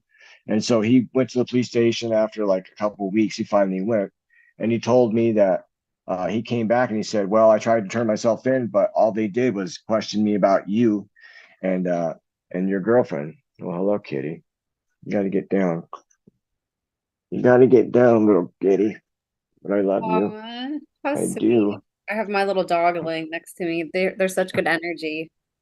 They are. She's my little everything. Hmm. But yeah, so I mean, it was a mess. So he said that they were investigating me and her, and all they did was question him for 4 hours about us, and told him that he had to get on the Greyhound bus and leave the next day. So they gave him a Greyhound bus ticket, and he jumped on the bus and left. And so he'd come up again with one of my friends, the guy that we were in the gang with. He came up with him, and he ended up offering me to go down there to water wheat plants. Told me, things aren't the same. He's like, it's big now. We're like cartel style. We found out like who his father was and all this stuff, and they were all connected with the cartels, and that they'll kill you, if they find out you're doing this or that. And told me a couple of people that we had known who went and were out using, that they were found dead on the reservation, found, dead in hotels and stuff, like telling me, dude, they'll kill you, don't mess around. But if you come down here, and you do it right, you can make a lot of money. And we're about ready to go legal with the weed and all this stuff. And like, so I get down there, and like the friends that were friends at the beginning, now they're turning into enemies. Like the guy had broken 2 million, was with the cartel, coming up in his suit. And then he was having people coming over with tattoos all over their bodies, making freaking custom weapons and guns for the cartel. And, feds were raiding houses where they were clipping plants and, had bricks of meth and everything. And then they were there one day, they would leave and then it'd get raided, nothing would happen, And when I left there, in the paper, I forgot to say this. I look on the front of the paper, and it was the biggest bust in northern New Mexico, the biggest meth ring in northern New Mexico. And it was my friend. I look on the paper, and it's this guy, and he's on the front of the paper, and I was like, holy shit! And it was an 8-year investigation that they were investing. I mean, they were investigating it, all of us, and they were trying to break the code because this guy owned a auto shop, and he would make custom steering columns. So they were taking the custom steering columns and putting, drugs and shipping across country or whatever. So they broke the code. It was red ones, black ones, white ones, little ones, big ones. But so anyway, they had gone to prison and gotten out, and they were doing this again after, it had been years and years. It'd probably been like almost 10 years since I had left.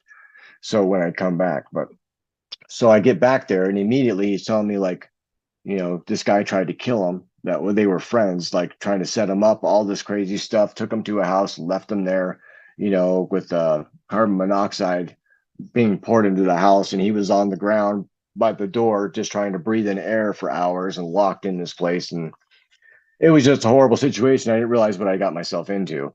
So we went down there, and I was there for 12 days, and we were at a hotel. And we were driving, and my insurance had just lapsed, and I had just gotten insurance to a different place. And so we're driving, and we were driving to go to a doctor's appointment for her. And we're at this light, and this green light, car turns. It was a cop car, this white car, then me. And I turn, and then boom, we get smacked into. I didn't even see the vehicle. I never ever saw the vehicle that hit me, but it was a Mercedes Benz who had slammed into us. And the second the car stops, the cop is out of his car, coming to my window, asking me for my insurance. And I'm like, dust settling, I mean, everything's around. My girlfriend's pinched in between the seat and the car. And this asshole, this cop's asked me for my insurance. And so I gave him my insurance, and he stepped back and he looked at it.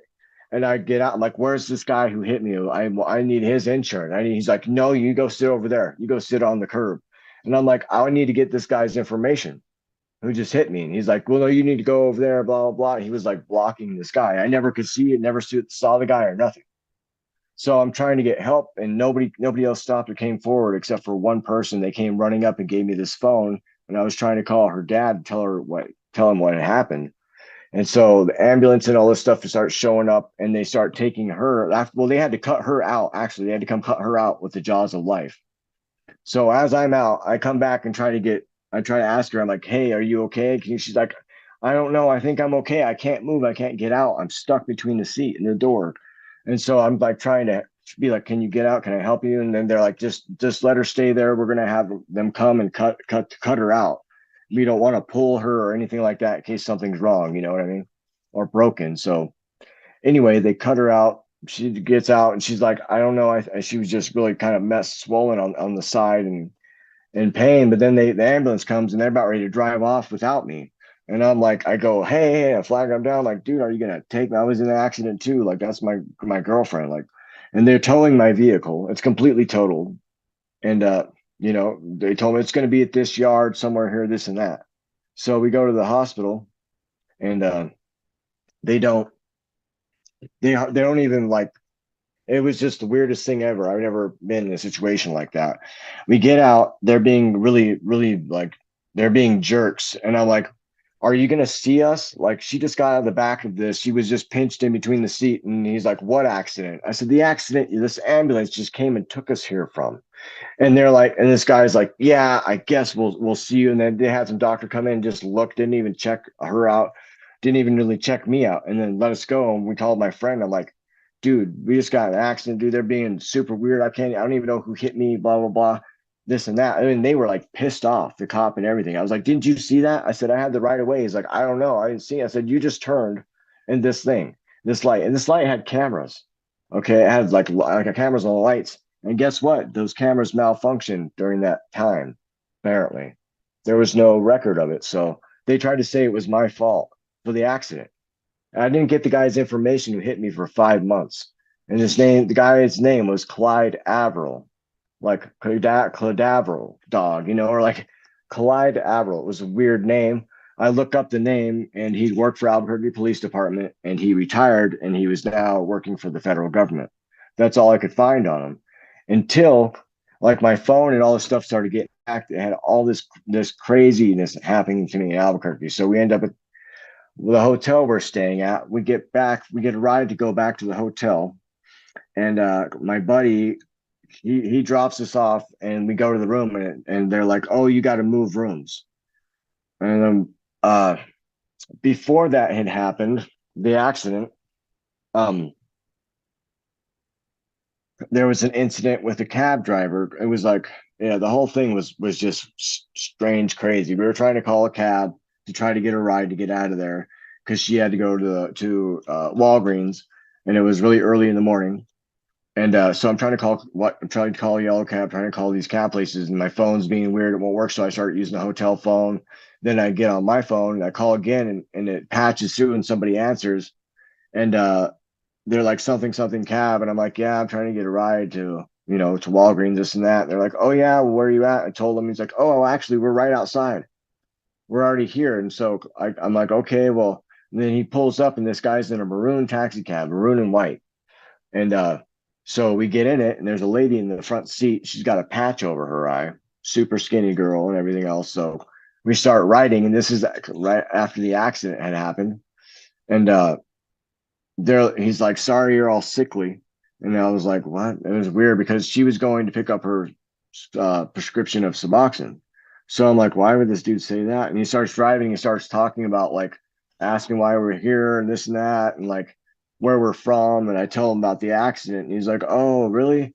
Yeah, I have a friend who's used to be an insurance adjuster or attorney or this and that. You should give him a call and this and that, blah, blah, blah. And so we're driving, and he starts talking about about the girl in the front seat, and starts talking about dope, and talking about like, and I'm just looking at I'm looking at my girlfriend about and I'm like, what the hell?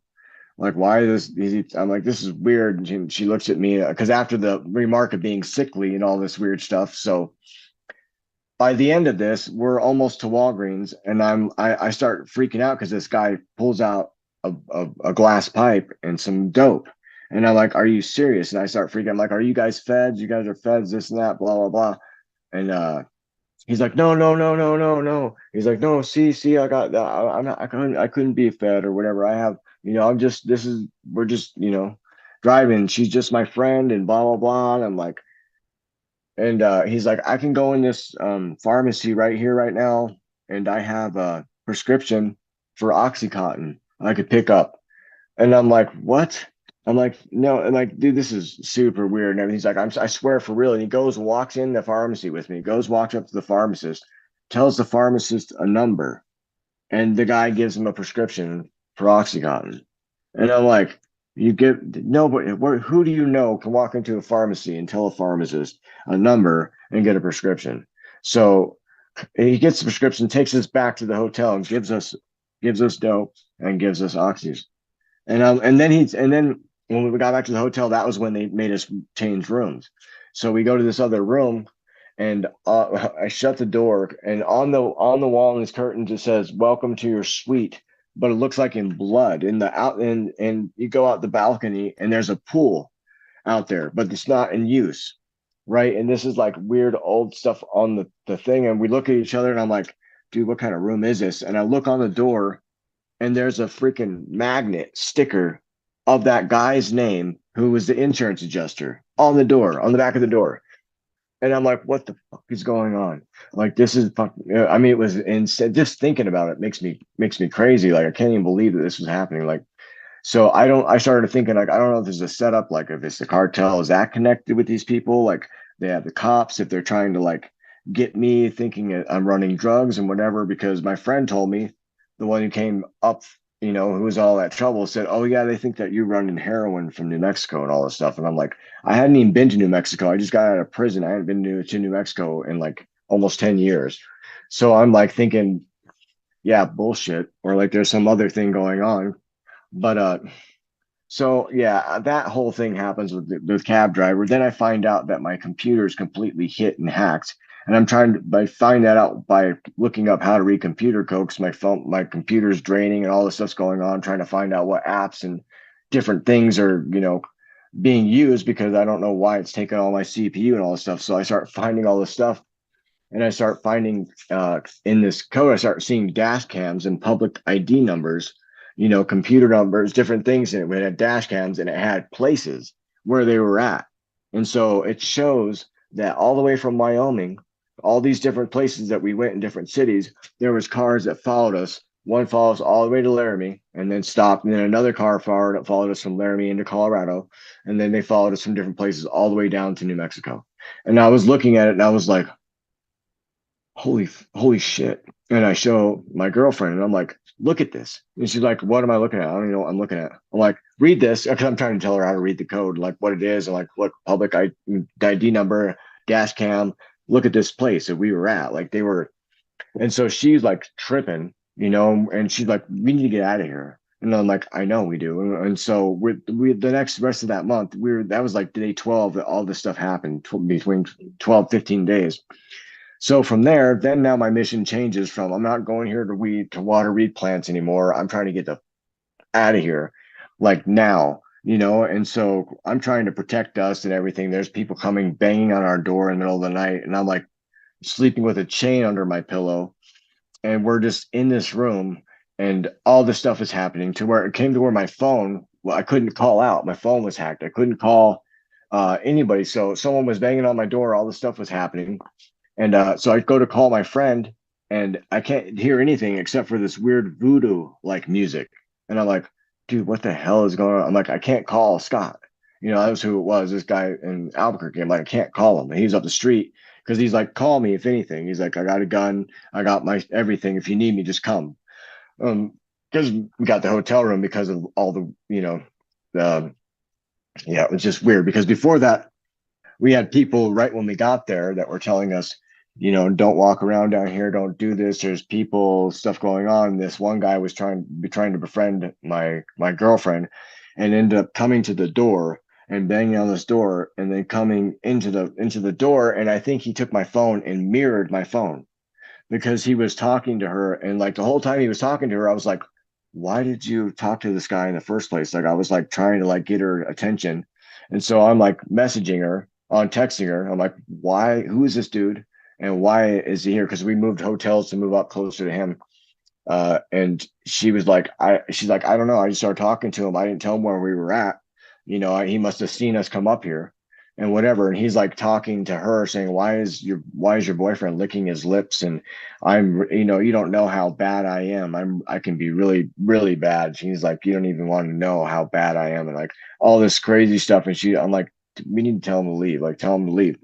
But his phone, he was talking about mirroring phones. He's like, you can mirror someone's phone and all this stuff and blah, blah, blah. And his phone was sitting next to mine for a moment on the table. So I wonder if he like did, how you can put your phone and like you can mirror someone's phone, take everything that's on their phone somehow. So I think that they did that then because my phone, that was when my phone, my computer was already messed up. They may have already had my phone, but I don't know.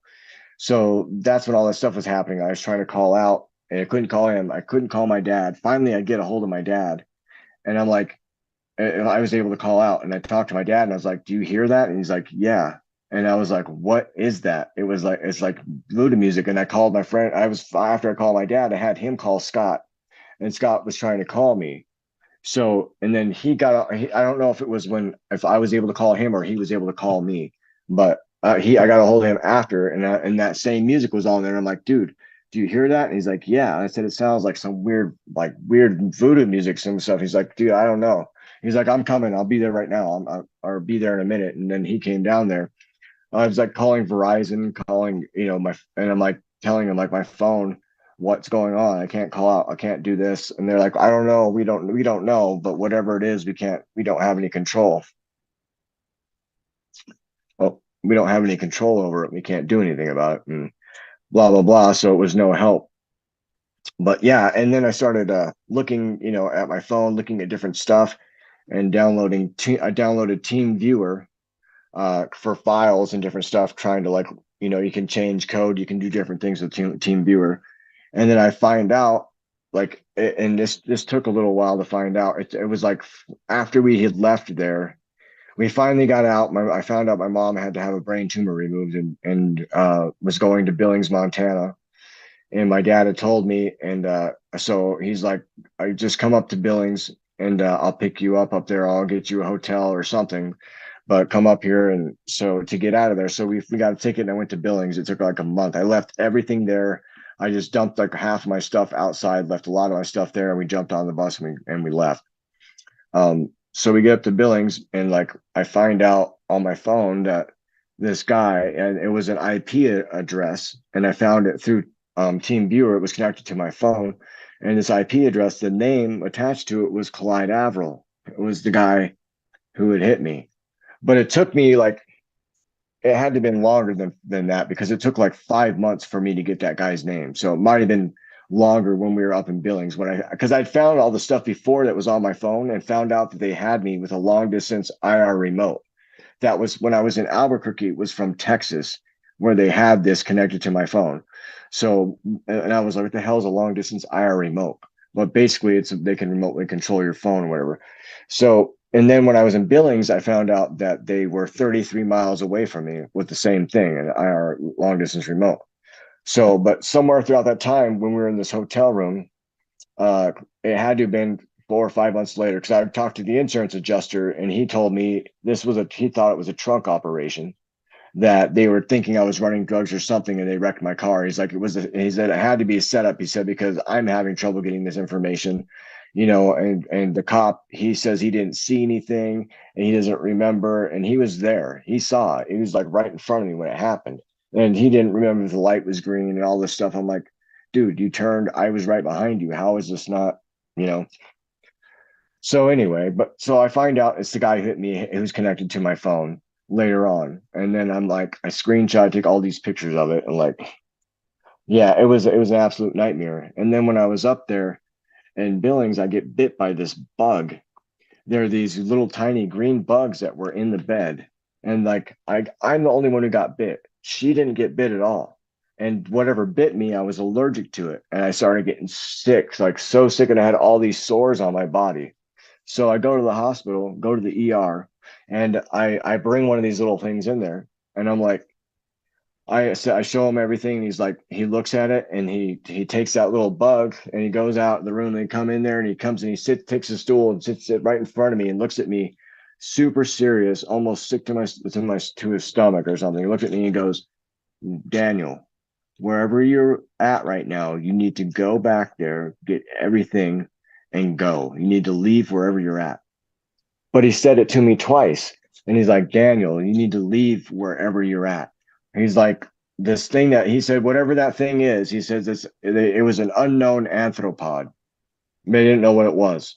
But he's like, you're like allergic to it and your body is septic. He's like, you have a staph infection and all this stuff from these things that bit me or whatever. So I ended up almost dying. They had to put me on antibiotics 12 hours a day, IV antibiotics. I had to go to the hospital.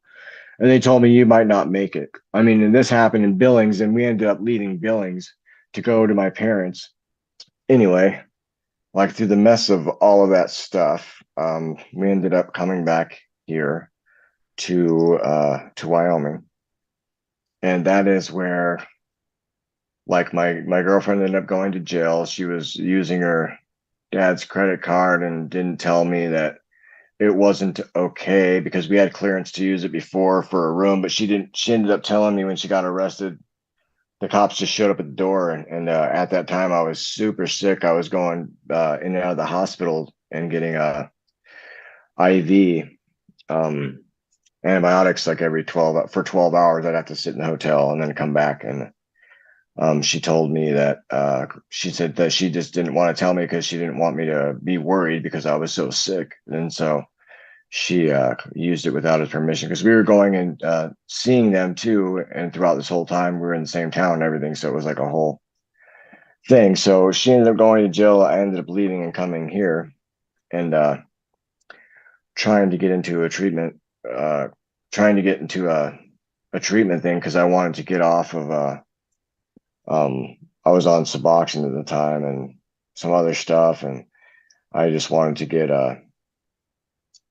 I wanted to get clean and be off of everything again, like I was when I got out of prison for my mom, because my mom was sick. She had just had that brain tumor removed and she had to do radiation. And 5 months later, she passed away. I was trying to get into that treatment place and they let me in. I finally got into a place here, which is weird. They said that I could go. I like begged them. I was like, please just let me like come and detox there, just anything, just like 15 days or something. Just let me oops, sorry. But just let me like go there. And they said, okay, well, we can detox you if you come here. Um, oh no, I wasn't on Suboxone. I was taking pain pills again, is what it was. So but so the day that I was gonna go, then that day I was supposed to go to the treatment. It was in the morning. I get a phone call and they called me and tell me that I had a warrant. And I was like, for what? And it was for misuse of a credit card for $6 and like 75 cents. So they had combed through all the video and all of everything of her using her dad's credit card. And it was one of the times she sent me in to get coffee and something else or whatever with it. So, but anyway, so I tried to call him and was like, can I go and turn myself in after this or whatever? Like, I just, I want to just get clean. This, and you guys will know where I'm at, whatever else. And they told me, no, basically, if you show up, that the cops will come and get you or whatever else. So I went to turn myself in. Told my mom that um, I would see her in a few days. And then I never saw her again. I went to jail and like 2 days later, they had called me to the front and they told me that, well, my dad was on the phone and said that my mom, the day I'd left, she went to the hospital and they said that she had days to hours to live.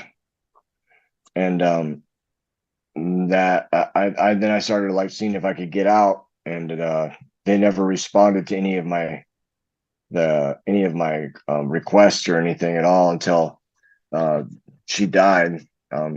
It's like it was 4 days after I was there. I think on the fourth day at 7:40, and I just called. I got on the phone and called my friend who's my girlfriend now. I called her and she called my dad because that was only I couldn't call my dad's phone for some reason. It wouldn't let me call his number.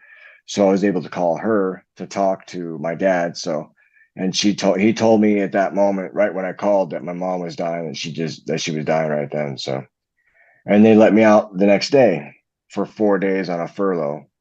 And I had to go back and sit back in jail for another 17 days. It was horrible, man. It was awful. Um, Man, yeah. And then I got out. My dad picked me up, and we both just cried part of the way home. And man, it was just so devastating for me. And then I came back and I had got an apartment here, and I moved into that apartment, and that was where, and I was just a mess, man. The whole thing, I was a mess, and trying to get into treatment, and that's when I got into this sovereign health, because none of the places here would take me. That place that was going to take me wouldn't take me anymore. And that was the one place that yeah, that wouldn't they wouldn't take me, and that's when I got into sovereign health. But all that stuff was happening to me um, here, and I was just just thinking about it, man. I'm just like reliving all this stuff, going over all of it. It's horrible. That type of stress and being put on a person, well, it's like designed to make you break. And I felt like, they had backed off in some ways from the whole New Mexico and Billings thing. And I was still on antibiotics. They ended up putting me on I think it was Cipro or something, but they had me on it for like 5, 6 months. And the doctor told me I might not make it, and but I did. Obviously, I'm here. But man, it was such a horrible time. And then that's when then and I went. I ended up getting into sovereign health, and then coming back, and I did that interview for the gift, and then all that, and then I ended up going down to the studio and was trying to stay sober, and do music. And I was sober for about 5 days, and then I never came home. I stayed at the studio, and I just lived there I stayed there till the end. You know, the end of the studio, and that was when that happened with I got offered the deal with the devil, and it wasn't the person who was through it. I mean, they are 100% now for God, but those things through him, they would talk to me. They would, I didn't realize it. I didn't realize until hindsight all the things that had happened to me and what it was exactly that was behind all of it. But so I was in the studio, and he was playing rhythm and recording a rhythm, just like we normally would. And I was sitting there listening, and I was doing a lead to the song in my head, like what I would play, and if I was going to play a lead to it. And so I was going over it in my head, and then my friend starts playing that lead, and he like to the T, like, and I'm going a forward ahead of him, like in my mind, like what I would do next if I was playing. And he starts playing exactly that. And like to the point where I was like, whoa. And then he looks at me and he winks and he goes, "You could do it too." And I'm like, what do you mean? He's like, "You can do it too." He's like, "That's what I can do." He's like, "I can play your song. I can play anyone's song." And and told me, I made a deal with the devil. He said, "But I didn't sell my soul." He said, "But I made a deal with the devil." And proceeded to tell me like what you can get with it, you know, what can come with that, women, money, all these different things. And he was like, just like one day in the life, if he had one day, he's like, "You have no idea, but one day in the life and all this stuff." And like, I didn't do it, but at that moment, my everything shattered. The what I knew from the beginning, like I always knew that I just felt like there was something that was like too good to be true, or like all this stuff. And someone had told me in prison, he's like, "Sounds like something the devil would say," or like all this stuff. He's like, you're being offered all this stuff. It seems like it's too good to be true. Usually, when it's too good to be true, it's because it is. Oh, sorry. No worries. Yeah, technical difficulties here. Throwing my phone everywhere, sweating. So, but so yeah, that happened, and then it like the guy I looked up to, all this stuff hit me, and I was just like, man, it was all like a lie. It was all a facade. You know what I mean? Like it was like cheating. He was cheating, and I ran away from that. It really messed me up because I felt betrayed inside, because I was like, man, I thought this was good. I thought this was the light or the truth. And now you're telling me like God, there's no God, or you are God, this or that, but you made a deal with the devil. Like, hmm. Okay, like, so if there's a devil, then there's obviously God, you know? Right. So I just was like, well, what is true and what is not true, and all these things. Man, gosh. Yeah, that feeling, my gut, it just dropped, and I was like, yeah, it was truly, gosh, I can't even. can't even explain how that felt inside. So I found myself in a parking lot wanting to kill myself with no God to pray to, no nothing to show for anything. I had everything that I wanted to come true. You know, the studio had everything I could have done, whatever. And you know, uh once I found out what it really was, it shattered all of that. And I ended up coming back home and just getting clean and getting off of everything.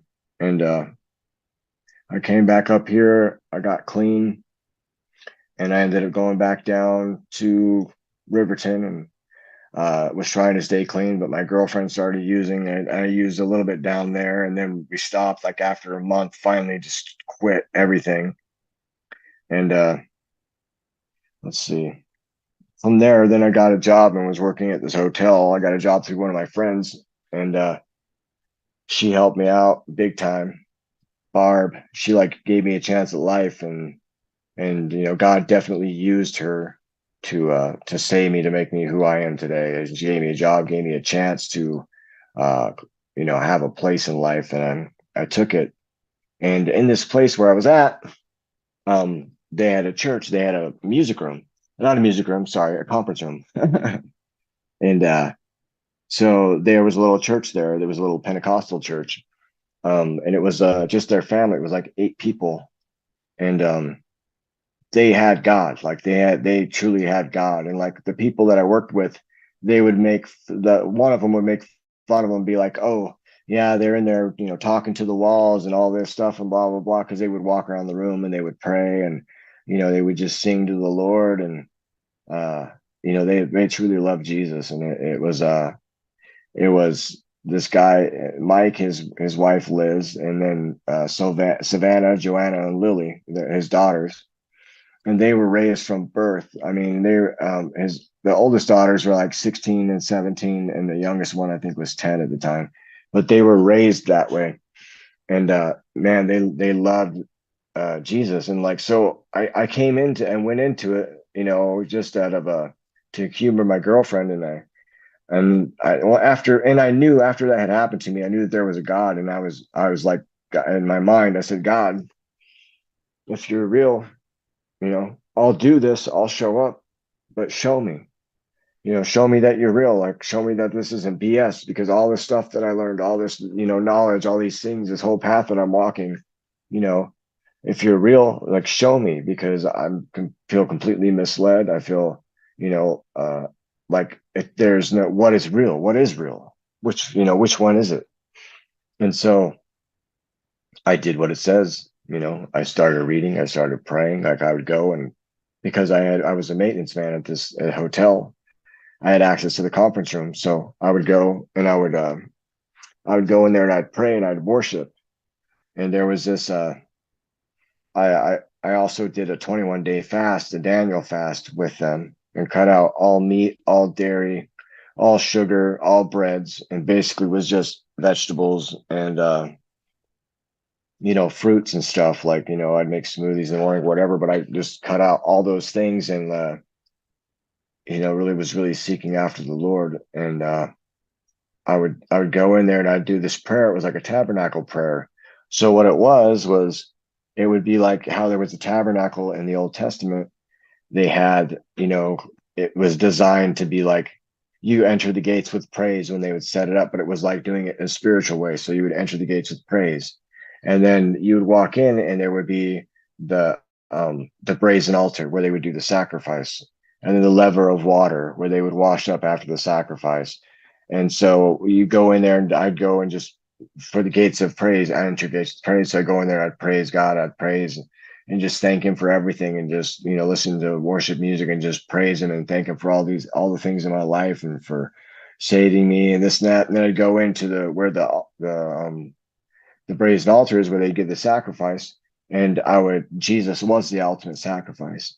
So I would, you know, stand on that he is a sacrifice. His blood covers us, and, you know, from past, present, future, and that he was our sacrifice. And then the brazen altar, I would go, you know, I would thank him for dying for us and just for being that sacrifice. And then I'd go to the lever of water, and I would ask ask God to show me anything in my heart that would keep me from him. So this whole process was me getting out of the flesh, getting out of myself, and breaking the flesh and submitting to God.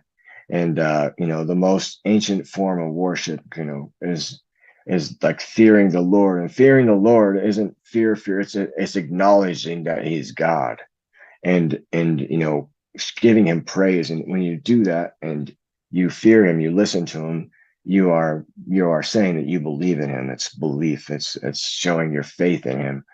um and so I would do these things to get closer to the break, to get, because when you're doing this in this pattern, in this way, how they would do it to go into the Holy of Holies, into the presence of God, where they would send the priest who would do the atonement for the people. He'd go in there and atone for everyone's sins for the year or for whatever it was. And he'd go into the presence of God. They would tie a rope around his leg, because if the priest wasn't right, he would die in the presence of God. So, but my goal was this, is doing it in a spiritual way, to break the flesh, to get in, to submit to God. And I'd go through the whole process like I was doing it, but doing it internally. So then I would get to these pillars that would hold up, before you go into this room where they have the candlestick, the menorah, and they'd have the table of showbread, and that has the 12 loaves of bread that represent the 12 tribes of Israel. And then there would be the altar of incense that's in front of that. So, but the five pillars of God would be, he's wonderful, counselor, mighty God, everlasting Father, the Prince of Peace. And I would just meditate and thank him for being those things. And I'd go into the room, and there was the candlestick, the menorah, and I'd thank him for being the light of the world, and for, just for being a light, and to make me a light so I could be a light for others, that he would shine through me, and that rivers of living water would come out of me, his words out of me onto others for him. And then I would thank the people, the table that held up the showbread, for the people that minister and spread the word of God, and uphold that, and thank God for being, he's the bread of life, that man shall not live by bread alone, but by every word that proceedeth out of the mouth of God.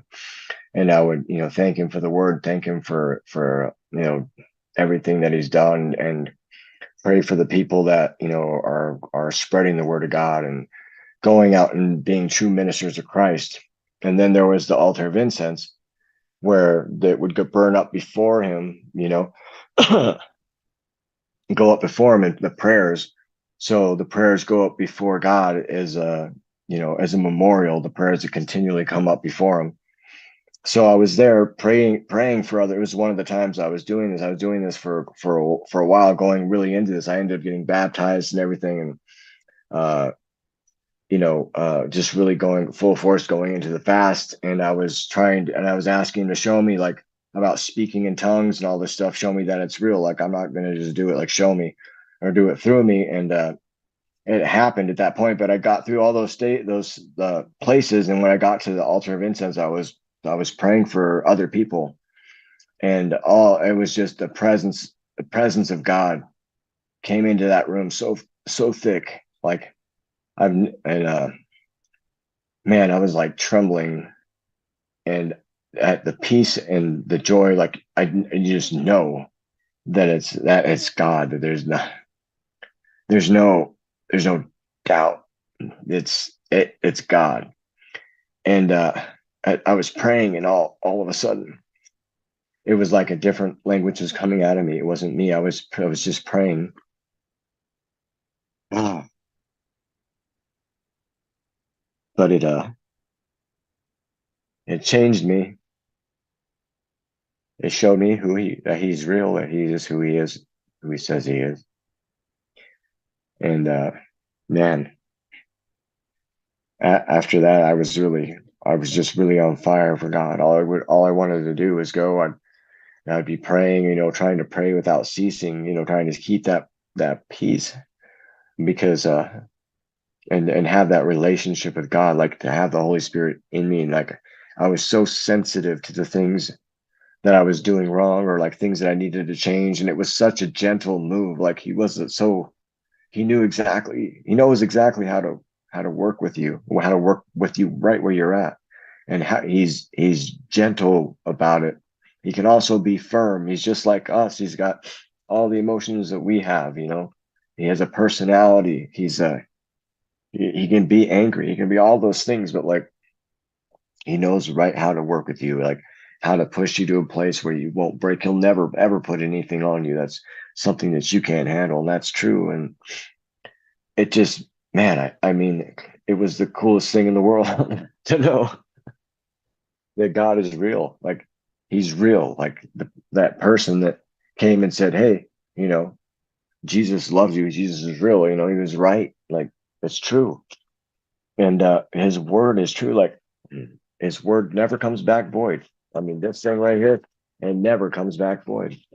Tested, tried, and true. Like I've prayed for other people, and all those people that were like that happened. The guy with the deal with the devil, all that, he ended up having an experience. And I was praying. Now it's not just me, but I prayed that he would have an experience, or that something would happen to where he would know God. I prayed that this specific prayer. I prayed that that God would reveal Himself to him in a way that he couldn't deny, and to all my friends. And I was writing from one of my other friends who was in prison, and he had an experience with God, and he came fully to Christ too, and so did my friend. And I couldn't believe it with my one friend, and he came to my house with his girlfriend, and he sat down, and he had gone to jail, and he told me that he prayed while he was in jail. He said, I haven't prayed in like 15 years. And he prayed and said, if you're real, like this, then show yourself to me. And he said he showed up. And he said it's like he showed up and like punched him in the face, almost like, you know, he realized that God was real, and all the stuff that he had done, it just all hit him, the conviction, everything, and like the love of God and the peace, everything. And he came fully to Christ. And so did like 4 or 5, like it was like 8 people or something like that, all of them. And we were all in prison together. God, God changed us all. I mean, and the power of God, like when I pray for myself, but I pray for other people, and I see what God does in their lives. God works. He moves all the time. He's always there. And yeah, it just, man, it changed my life forever. And I'm not perfect. I'm not walking on water. I have tons of character defects and flaws, and you know, I mess up every single day. But I know that there's a God, and I know that God loves me, and I know that He's here for me, and He's here for anyone who would reach out to Him. And you know, long story, all the stuff that um all the stuff that I'd been through in my life, like everything all made sense. It all came right back around to the very beginning where I started. And if that's funny, you know, God had me go back through and walk back through all those things because He knew that if I was, you know, did it the other way, that I would have, you know, fallen for a trick, trap, and snare of the enemy, the allurement. I mean, because after that happened in the studio, that whole thing, um, you know, a few months after, I was in my own house in my own music room. I was playing a song, and something played music through me. I mean, right through me. I mean, it came into me, and I was playing music. Like, I was like, wow. And I couldn't believe like how it wasn't me. And that feeling when it came into me, like when I knew that this thing could play through me, like I could use it, I could pull it, utilize it, and I could have whatever, you know, it was giving me a taste of it. But that feeling that I felt inside in my heart, it was like the adrenaline rush I felt. It was like the most lustful, fleshly desire I've ever had in my life, pull to do this, to let this thing happen. But then at the same time, inside of me, I knew for 100% fact I wasn't afraid of this dying or going away. I was terrified for. I knew that my soul would be required of me. Like I knew that I was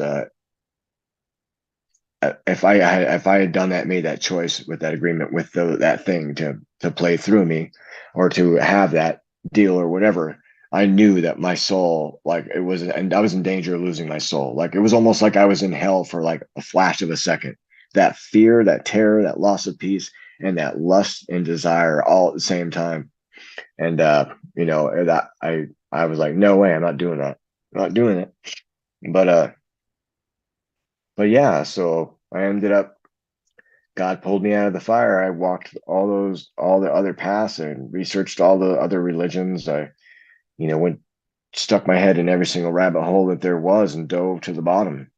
I believed things for months at a time that were, lies and that were false. And, how it can be, diving into new information and, then finding out that that's a psyop, different things. Like there's so much stuff out there, but the true tried way is God all the way. And, and he's doing what he does. It's the process of sanctification, the renewing of my mind, renewing of my heart, renewing of my spirit, and teaching me and showing me daily as I read, when I take the time, when I put God first, when I do those things, my life changes. I mean, it's like the windows of heaven open up, and when I walk away from it, or when I do what I know I shouldn't knowingly, I feel it. I get the conviction. I mean, all of it. So, the I guess the end of the matter is to fear God, to trust God, to know that God is real, to obey Him, His commandments, and to walk rightly, and to do your best to do what's right. And if you follow after Him, and like it says, man, like if you seek first the kingdom of God and His righteousness, all these things will be added on to you. You know what my life today looks like? Like I have a life. I have people who love me. I mean, the person that I want to be with forever. I have, right.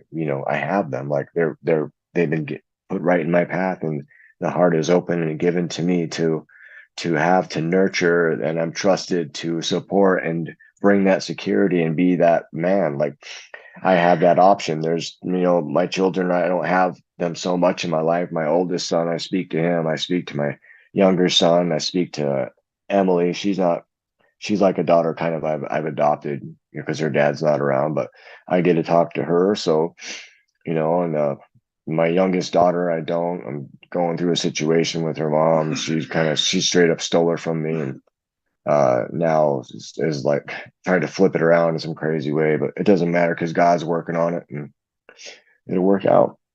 But I have three girls in my life now, and that love me, and they appreciate me being around, and I get to have a family. I mean, I get to, and it's a beautiful thing. I can't even believe how much peace I have and how much quiet I have in my mind. Like I used to have conversations, things attacking me, like in my mind, conversations and all this horrible things going on, and I didn't realize that those weren't me. It was other things that were in me that I had allowed to be in me. And once I had a deliverance and some things, so those things were removed from me, in a time and a place where I was not expecting it at all. I was on a phone call praying for someone else and ended up being delivered myself. But how God knows what He's doing. Um, but man, I'm so grateful. Like I have a future, a career. Like I'm the tears are happiness and joy because I'm like, it's true. If you do what's right, you put God first. You take care of yourself, your temple. You take care of your family. Um, he will give you everything you need and more. You know, and that's where I'm at, and I'm experiencing that and living that in real time. And I have struggles. Things aren't always perfect, but you know what? I have everything I need. I have clothes on my back, and those things, those attacks, the gang stalking, the phone being hacked, listening to conversations, people saying whatever. You know what? It doesn't matter anymore because all that stuff and the chaos when I was talking and the jumbledness up and all the that feeling behind how I was speaking, that's what that created for me, and still it still can become brought up in me, like you'll see, when this is played back. That's chaos, that's confusion, it's smoke and mirrors. All of those other paths, if they're not God, they're going to lead to, it's just like when you're watching the History Channel and ancient aliens, and what do they always say? Ancient astronaut theorists suggest, or maybe it could be, or possibly might be, or. But my point is, there's never any resolve or anything. It's all just what if and could be and maybe. But with God, you're firmly rooted. Your house is built on a solid foundation. You become unmovable and unshakable. And it changes you because His grace and mercy endures forever. Wow, And Daniel. Oh my goodness. I love your story because it's like the ultimate story of redemption. Like you look at where you were to where you are now, and it's like, man, nobody would ever, if they met you today and didn't know anything about you, their first impression would never be, gosh, this person was in a gang. He was, spent a lot of time with addiction, loss, all these horrible things that you've went through, including the covert abuse of gang stalking and being targeted. Nobody would ever guess today. And the person that you are today is such a testament to your healing journey, and your ability to want that and desire it so much that you seek it with your whole heart, and it gives people hope. Like I see that on the other side. I hope that there's people watching that can relate to you, the hard parts of your story, and who see who you are today. And it's helping them breathe a sigh of relief of that could be me one day. I just have to keep going. I can't give up. I have to just keep going, seek the Lord, and, not give up on myself and on my life and on the potential of what could be if I just keep going, and I love that you have that in your life. I love that you have, I'm not going to say it's 100% happy ending because I know that there's still things that are happening to you today that you have to worry about. But I love that you get to experience peace finally, because it seems like for your whole life, it was chaos. It was this chaos and confusion, like what you said earlier. And that is such a hard place to live in. It's like that fight or flight all the time, and instability and destabilization, and just these really negative frequencies, emotions, and I guess events that are happening, that sort of rule your life, where now these events are still happening, but they're not running your life. They're not controlling you anymore. You have the reins now, and these things are sort of just there, but they're not dictating your emotions. They're not dictating the path of your life, and I think that there's something to that. And I'm not saying it's easy for everybody, and I'm not saying that that's something that, everybody in their journey currently can just do, but I really love that you're somebody who has been able to maneuver that and overcome the emotional side of it, and actually experience these really positive frequencies and positive emotions and relationships and places in your life and a career, and to just feel that it has to just be absolutely amazing, and like I said, it's incredible to see how far you've come. That's not something a lot of people make it through. You could have easily still just been a statistic, or you could have not made it through that, and to see where you're at right now, it's incredible. It's absolutely amazing that you've been able to overcome so much, and be able to stick through it and to keep going despite probably wanting to give up a million times. So it's amazing. If there are people on the other side, and I know that you gave some advice, but for that person that's like really, really struggling to hold on, were there little things in those specific moments before you had the peace that kind of kept you going when it was really chaotic, or any advice that you could give people who aren't in that space of peace yet? yes, excuse me, absolutely. What I did in those moments to keep my sanity and to not let that frequency of fear and lack of control and the harassment and all those different things. Um, one thing I did is I laughed. For one moment, I would just have to laugh because of the insanity of it and be like, these people they're just, I just, at the moment, I just felt like it was like they're dumb, or I feel sorry for them because They don't know what they're doing. They have no idea they're being used. And what the best thing that I did that helped me the most is I placed it on a spiritual level, to a spiritual component, to where it's not the person doing it, there's something operating behind it. And whether they know that they're part of it or not, they still don't know what they're doing. Because if they really knew exactly what they were doing, I don't think that any human being or person would want to do that to other people. And you just gotta you have to let it go. You have to know that the ultimate end game in that is to destroy you. It's to wreck your mental capacity. It's to make people think, or that to label you schizophrenic, or to do whatever. All those things are to push you to a point to where you break, or you feel that negativity, because there's something about that feeling that they're trying to bring to you for some reason, and to make you feel like you don't have any control. And you know what? This is the one thing. I would turn to God. If you don't believe in God, pray and ask Him to, and do it sincerely, and say, if you're real, please show me in my life. I need you. Like it says in the Bible, if my people who are called by my name will humble themselves and pray, I will hear from heaven. I will heal their land. I will forgive their sins, and I will dwell with them.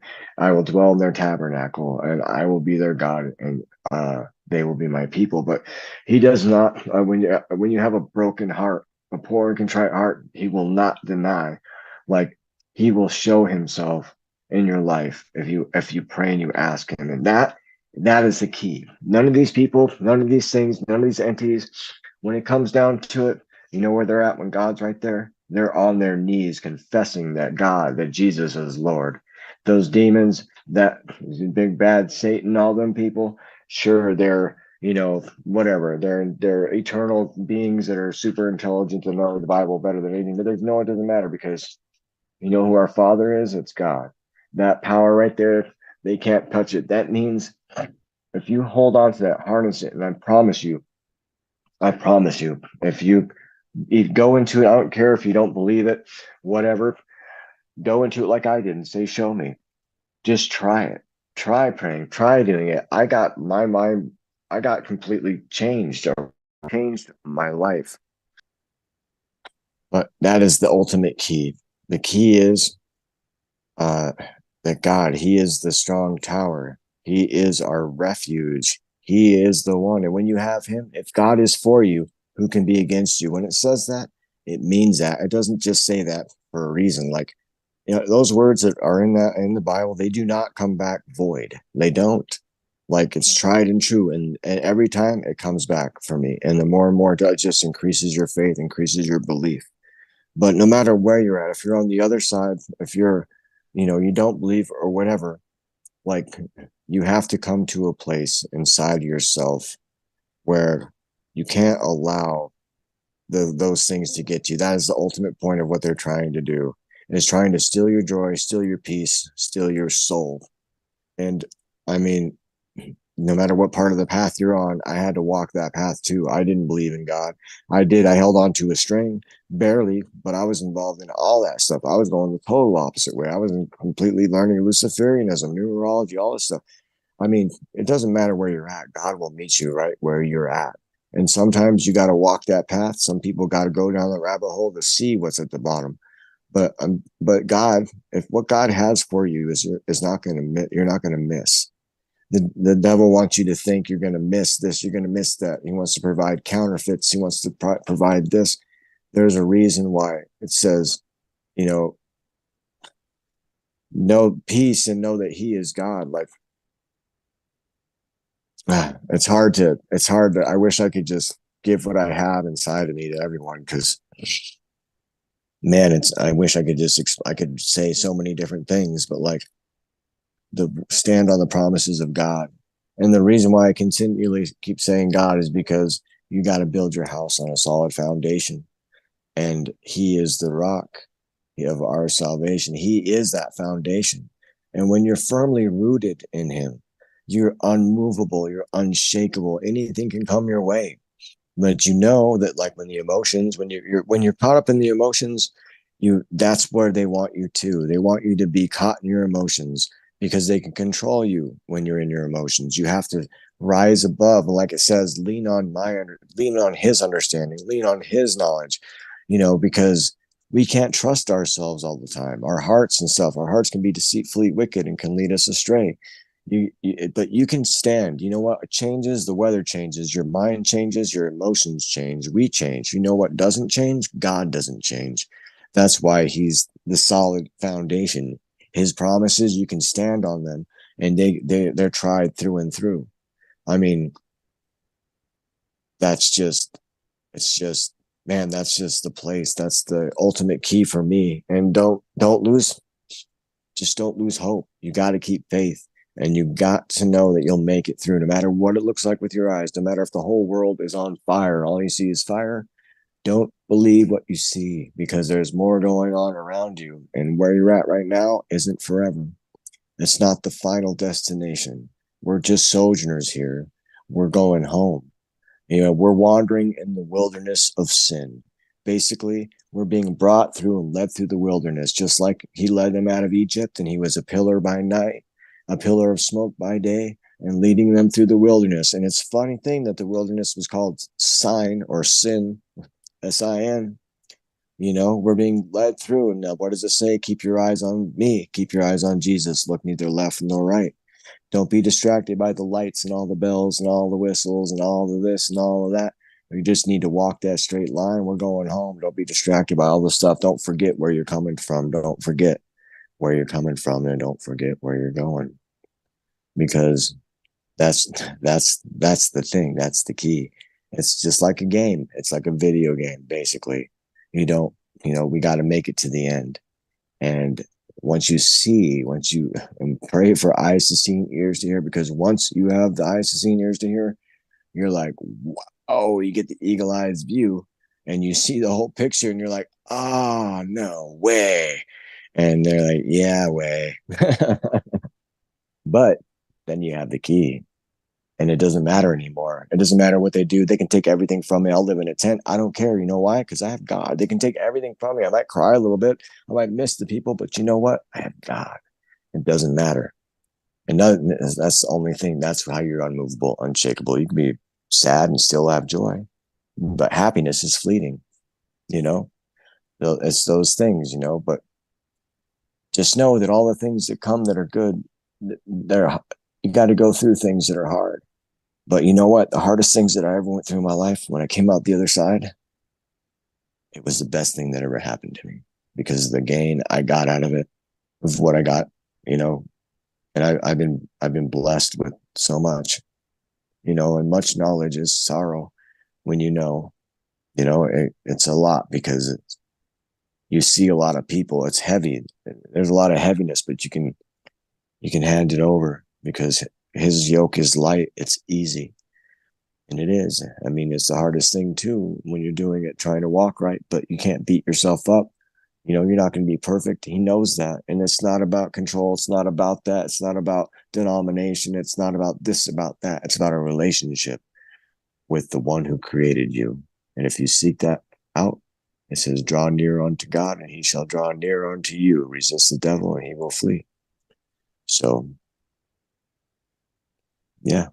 Great answer. Wow. Oh my goodness. That's so hopeful. And I love that we're able to gift that to people on the other side of the screen, because there are a lot of people that lack hope and are just feeling stuck, feeling isolated, going through really horrible things and not having, not being able to point their finger at anybody doing it, just like you weren't with, some of these covert abuses. It's really hard to, like how I was saying earlier, get credibility talking about it, get support, and even to just make sense of it, to be able to explain it. So I love that you're giving people tools to help sort of step back from that and, go inside, really, go inside and sort of block out everything going on outside and just reconnect with calm and peace and reaching out to God, in those moments, and being able to hopefully maybe, seek that and be able to get through whatever the moment is that is making them feel so constricted in fear and shame and guilt, and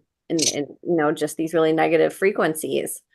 And I wanted to Yes. ask you too, on your journey, you're here, you're speaking out, which is another really huge step. That's something also that even if people overcome what they go through, that's not a step a lot of people necessarily take or have courage to take, and I think a lot of people probably want to take that step. With that being said, what was your inspiration for speaking out? And this is a podcast that you're doing. You're also on social media, speaking out to some degree as far as giving people hope. You have these really beautiful channels. I wanted to ask your inspiration, what made you want to speak out? You could have easily just sort of internalized all of this, did your own journey by yourself, not shared it with anybody, but you're taking people on this journey with you on social media, and now you're doing podcasts. So I wanted to talk to you about that decision, because that's another really big decision on top of, sticking with this every day, what you've gone through and going on your healing journey. Well, I've been hearing this inside of me for a few years now to share my testimony. I've been told by somebody too, more than one person who said, if you share your testimony, it'll also help. It'll set you free as well. Like, you need to do it. Like, I mean, I had confirmation like from God, people just telling me like, you need to share your testimony because it's going to help people. Like, don't keep it inside. Don't worry about what you're going to say, but say it. But my reasoning besides that is, I know it's been something that I've had inside, and I've been trying to like make sense of it for so long about how to put it together, how to say it, how to even speak on things like that. Because like you said, it's an enemy you can't point out. It's a struggle that it's so hard to relate unless people are going through it. But I want people to know that no matter how bad it seems, no matter what's going on in it, that it's not forever, that you can make it out, that there is light. And no matter how much darkness is in this world, you have a light inside of you. And whether it's just a spark or it's just an ember, all it needs is a little fuel for that fire to burn and spark back up. And you are a light for other people. Like, your testimony, your experience matters for others, because you're going to say something. There was somebody who said one thing to me, I heard them say, and it was just a few words, and it has stuck with me. But it's those few words that you speak might change somebody's life forever. And so it's important to share it, no matter how. I mean, I was worried about what people are going to think, how I'm going to sound. I sound like crazy, like a schizophrenic, or all the stuff that happened. It sounds insane, just me talking about it. But it happened. It was real, and it happened to me like that. And you know what? After speaking it all, it's not inside of me anymore. It's out there, and it takes the power away from them. And it gives me back the power and my dignity. And it says, like it says in the Bible, it says that they were saved by the blood of the Lamb and the word of their testimony. And that's what I believe. And I believe that it's been something I've needed to do. I've been holding back on because of my fears of what other people would think about me, or like how it might damage me, how it might look. But then, you know what? It's not about me. It's not about me. It's about you, whoever's listening to this. It's about whoever's struggling. It's about everyone else, because you know what? Everyone needs a hand up. Everyone needs to see a light in the darkness that they're in, to know that there's a light at the end of the tunnel. I crawled out of a hellish pit of a nightmare, a freaking nightmare, but God pulled me out, and I couldn't do it in my own strength. He made a way, and he met me where I was at. There is a way there, and he is the way. He's the truth and the life. And like, don't give up. Just don't give up. I promise. If you don't see the light now, you will. Just know that there is a light, and that you are not alone, and that God is with you. Just all you got to do is cry out to him. Beautiful, Daniel. And where are you on social media for people who want to connect with you, who want to follow your journey? And if you could talk a little bit about your online presence and your platforms, that would be awesome. Okay. Yeah, I am on YouTube. I haven't been so active on YouTube as much. I need to, but this is my channel right here, Destiny Mindset. I'm mainly active right now on TikTok is where I'm at mostly right at the moment. But I'm going to start posting as well on YouTube. I know I said that last time, but I really am. I'm going to get my other social media. Right now, these are the two that I'm on. I do have something on X and on Instagram, but I do not have them active at the moment. I need to revamp them. But basically, I, it's just for me trying to inspire, trying to share the truth with other people, and also some humor and just different things, and the ministry that I'm a part of. The Revelations of Jesus Christ ministries are a great ministry. The man loves God, and he's been right where we've been, and so I just want to share the truth of what set me free. And I know everyone has their own walk of where they're at, but I want to share the light of Christ unto others and the love of Christ, and I want to inspire people to look at life differently, to see the end game, and to have an eagle-eyed view, to be able to rise above their emotions, rise above the chaos and away from the static, and realize that we're seated in heavenly places with Christ, and all things are beneath his feet. All things are subject unto him. He is in us, we are in him. He is in the Father, and nothing can come against God. So I want to share that because it changed my life, and that's why what I want to do. So, And again, that's Destiny Mindset. On YouTube, there's an underscore between the words. So at Destiny_mindset. And then on TikTok, it's one word, Destiny Mindset. And it was yes. easy for me. There's not a lot of accounts that have those two words together. So you can pretty much just type them in your search on either platform and it'll come up. But I'll make it really easy for you guys. And as usual, I'll put it in the show notes. That way, if you guys are on YouTube or any other platform, just go in the show notes and the links will be there. And all you have to do is click them and they'll direct you right to his platform. So makes it super easy. But if you're just listening and have the apps up, go ahead and search him and follow him. That's one of the best and easiest things that we can do to support the guests on the show. It's really important, especially if they are still being targeted or in danger in any type of way, or still going through some type of victimhood with, frequencies, gangstalking, cult members coming after and gaslighting and discrediting, whatever it is, or even just isolation. It's a kind of a middle finger to the enemy when we go follow and support these warriors coming forward, because there's not a lot of support in their regular life. These aren't topics that are really easy to talk about with people, and it can be isolating even for the most healed survivor. So if we can provide communities and connect with like-minded people, keep an eye out on the warriors who are speaking out. It really does show the enemy that, this, you're not going to get away with this anymore. We are paying attention. We're watching. We have our eyes on these people. And if you try anything, it's not going to go unnoticed, like how maybe it would have a decade ago or a couple decades ago, or even 5 years ago.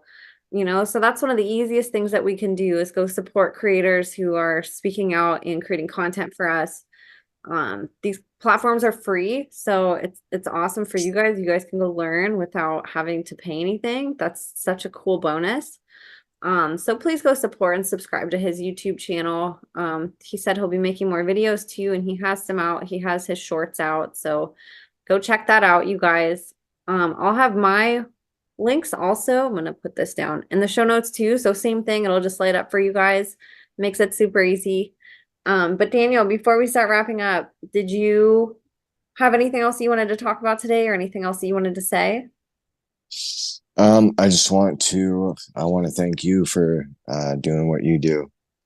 I see your spirit is beautiful. You got a pure heart, and I don't know your story. I don't know where you have come from, but what you're doing is amazing in the way that you're doing it. And I haven't seen anyone coming out who's not afraid, like you're not afraid to have people say what they're saying, to give them a platform, to give them reach, because that has been needed. And you're definitely a light in this present darkness, and know that prayers go up for you. And keep doing what you're doing. God's not winking. I'm not blinking. He sees what you're doing as well. And it's something that it's a priceless thing that you're doing. And it's your heart is made of gold, and I see it, and I really respect that. And I love you in Christ 100%. I appreciate you giving me a platform and a place to be able to share uh, what has set me free and my story, because it's been a long time coming. And you know what? I feel like a weight has been lifted off of me, being able to get this out. So, and I hope whoever hears this, hang on. If you need to reach out to something, need to be uplifted, I'm here to uplift, encourage, and edify you guys. So I am a support, and I will be here, and to the best of my ability. So, And I want to return the compliments. This was your first long form interview, and you did absolutely amazing. I would have thought you've told the story a million times in full, so I thank you also for your courage. It takes so much courage to come up here and share these really vulnerable moments, especially when some of them might not have an explanation still, and if they're still ongoing. So we really appreciate you. I know the people on the other side of the screen got just as much out of this as I did. And I know that there's going to be people that feel hope, that feel courage, and that feel like they're ready to start their journey of healing and finding God just because you shared your experience with them, So thank you for providing your puzzle piece and for validating so many people, for being a voice for them, and for continuing your journey of, creating for us, whether it's doing more podcasts or growing your channels. It's so valuable to have people like you out there to teach people like me, because I'm not a survivor of this stuff, and I can't believe that I went my whole life and didn't know that any of this happened until my mid 30s. It's really sad. And, I'm relatively young compared to people who today are finding out. A lot of people that, have connected with my podcast are much older than me, and so this stuff's really important. The more of us that step up to share, the more that this becomes a normalized conversation. It takes the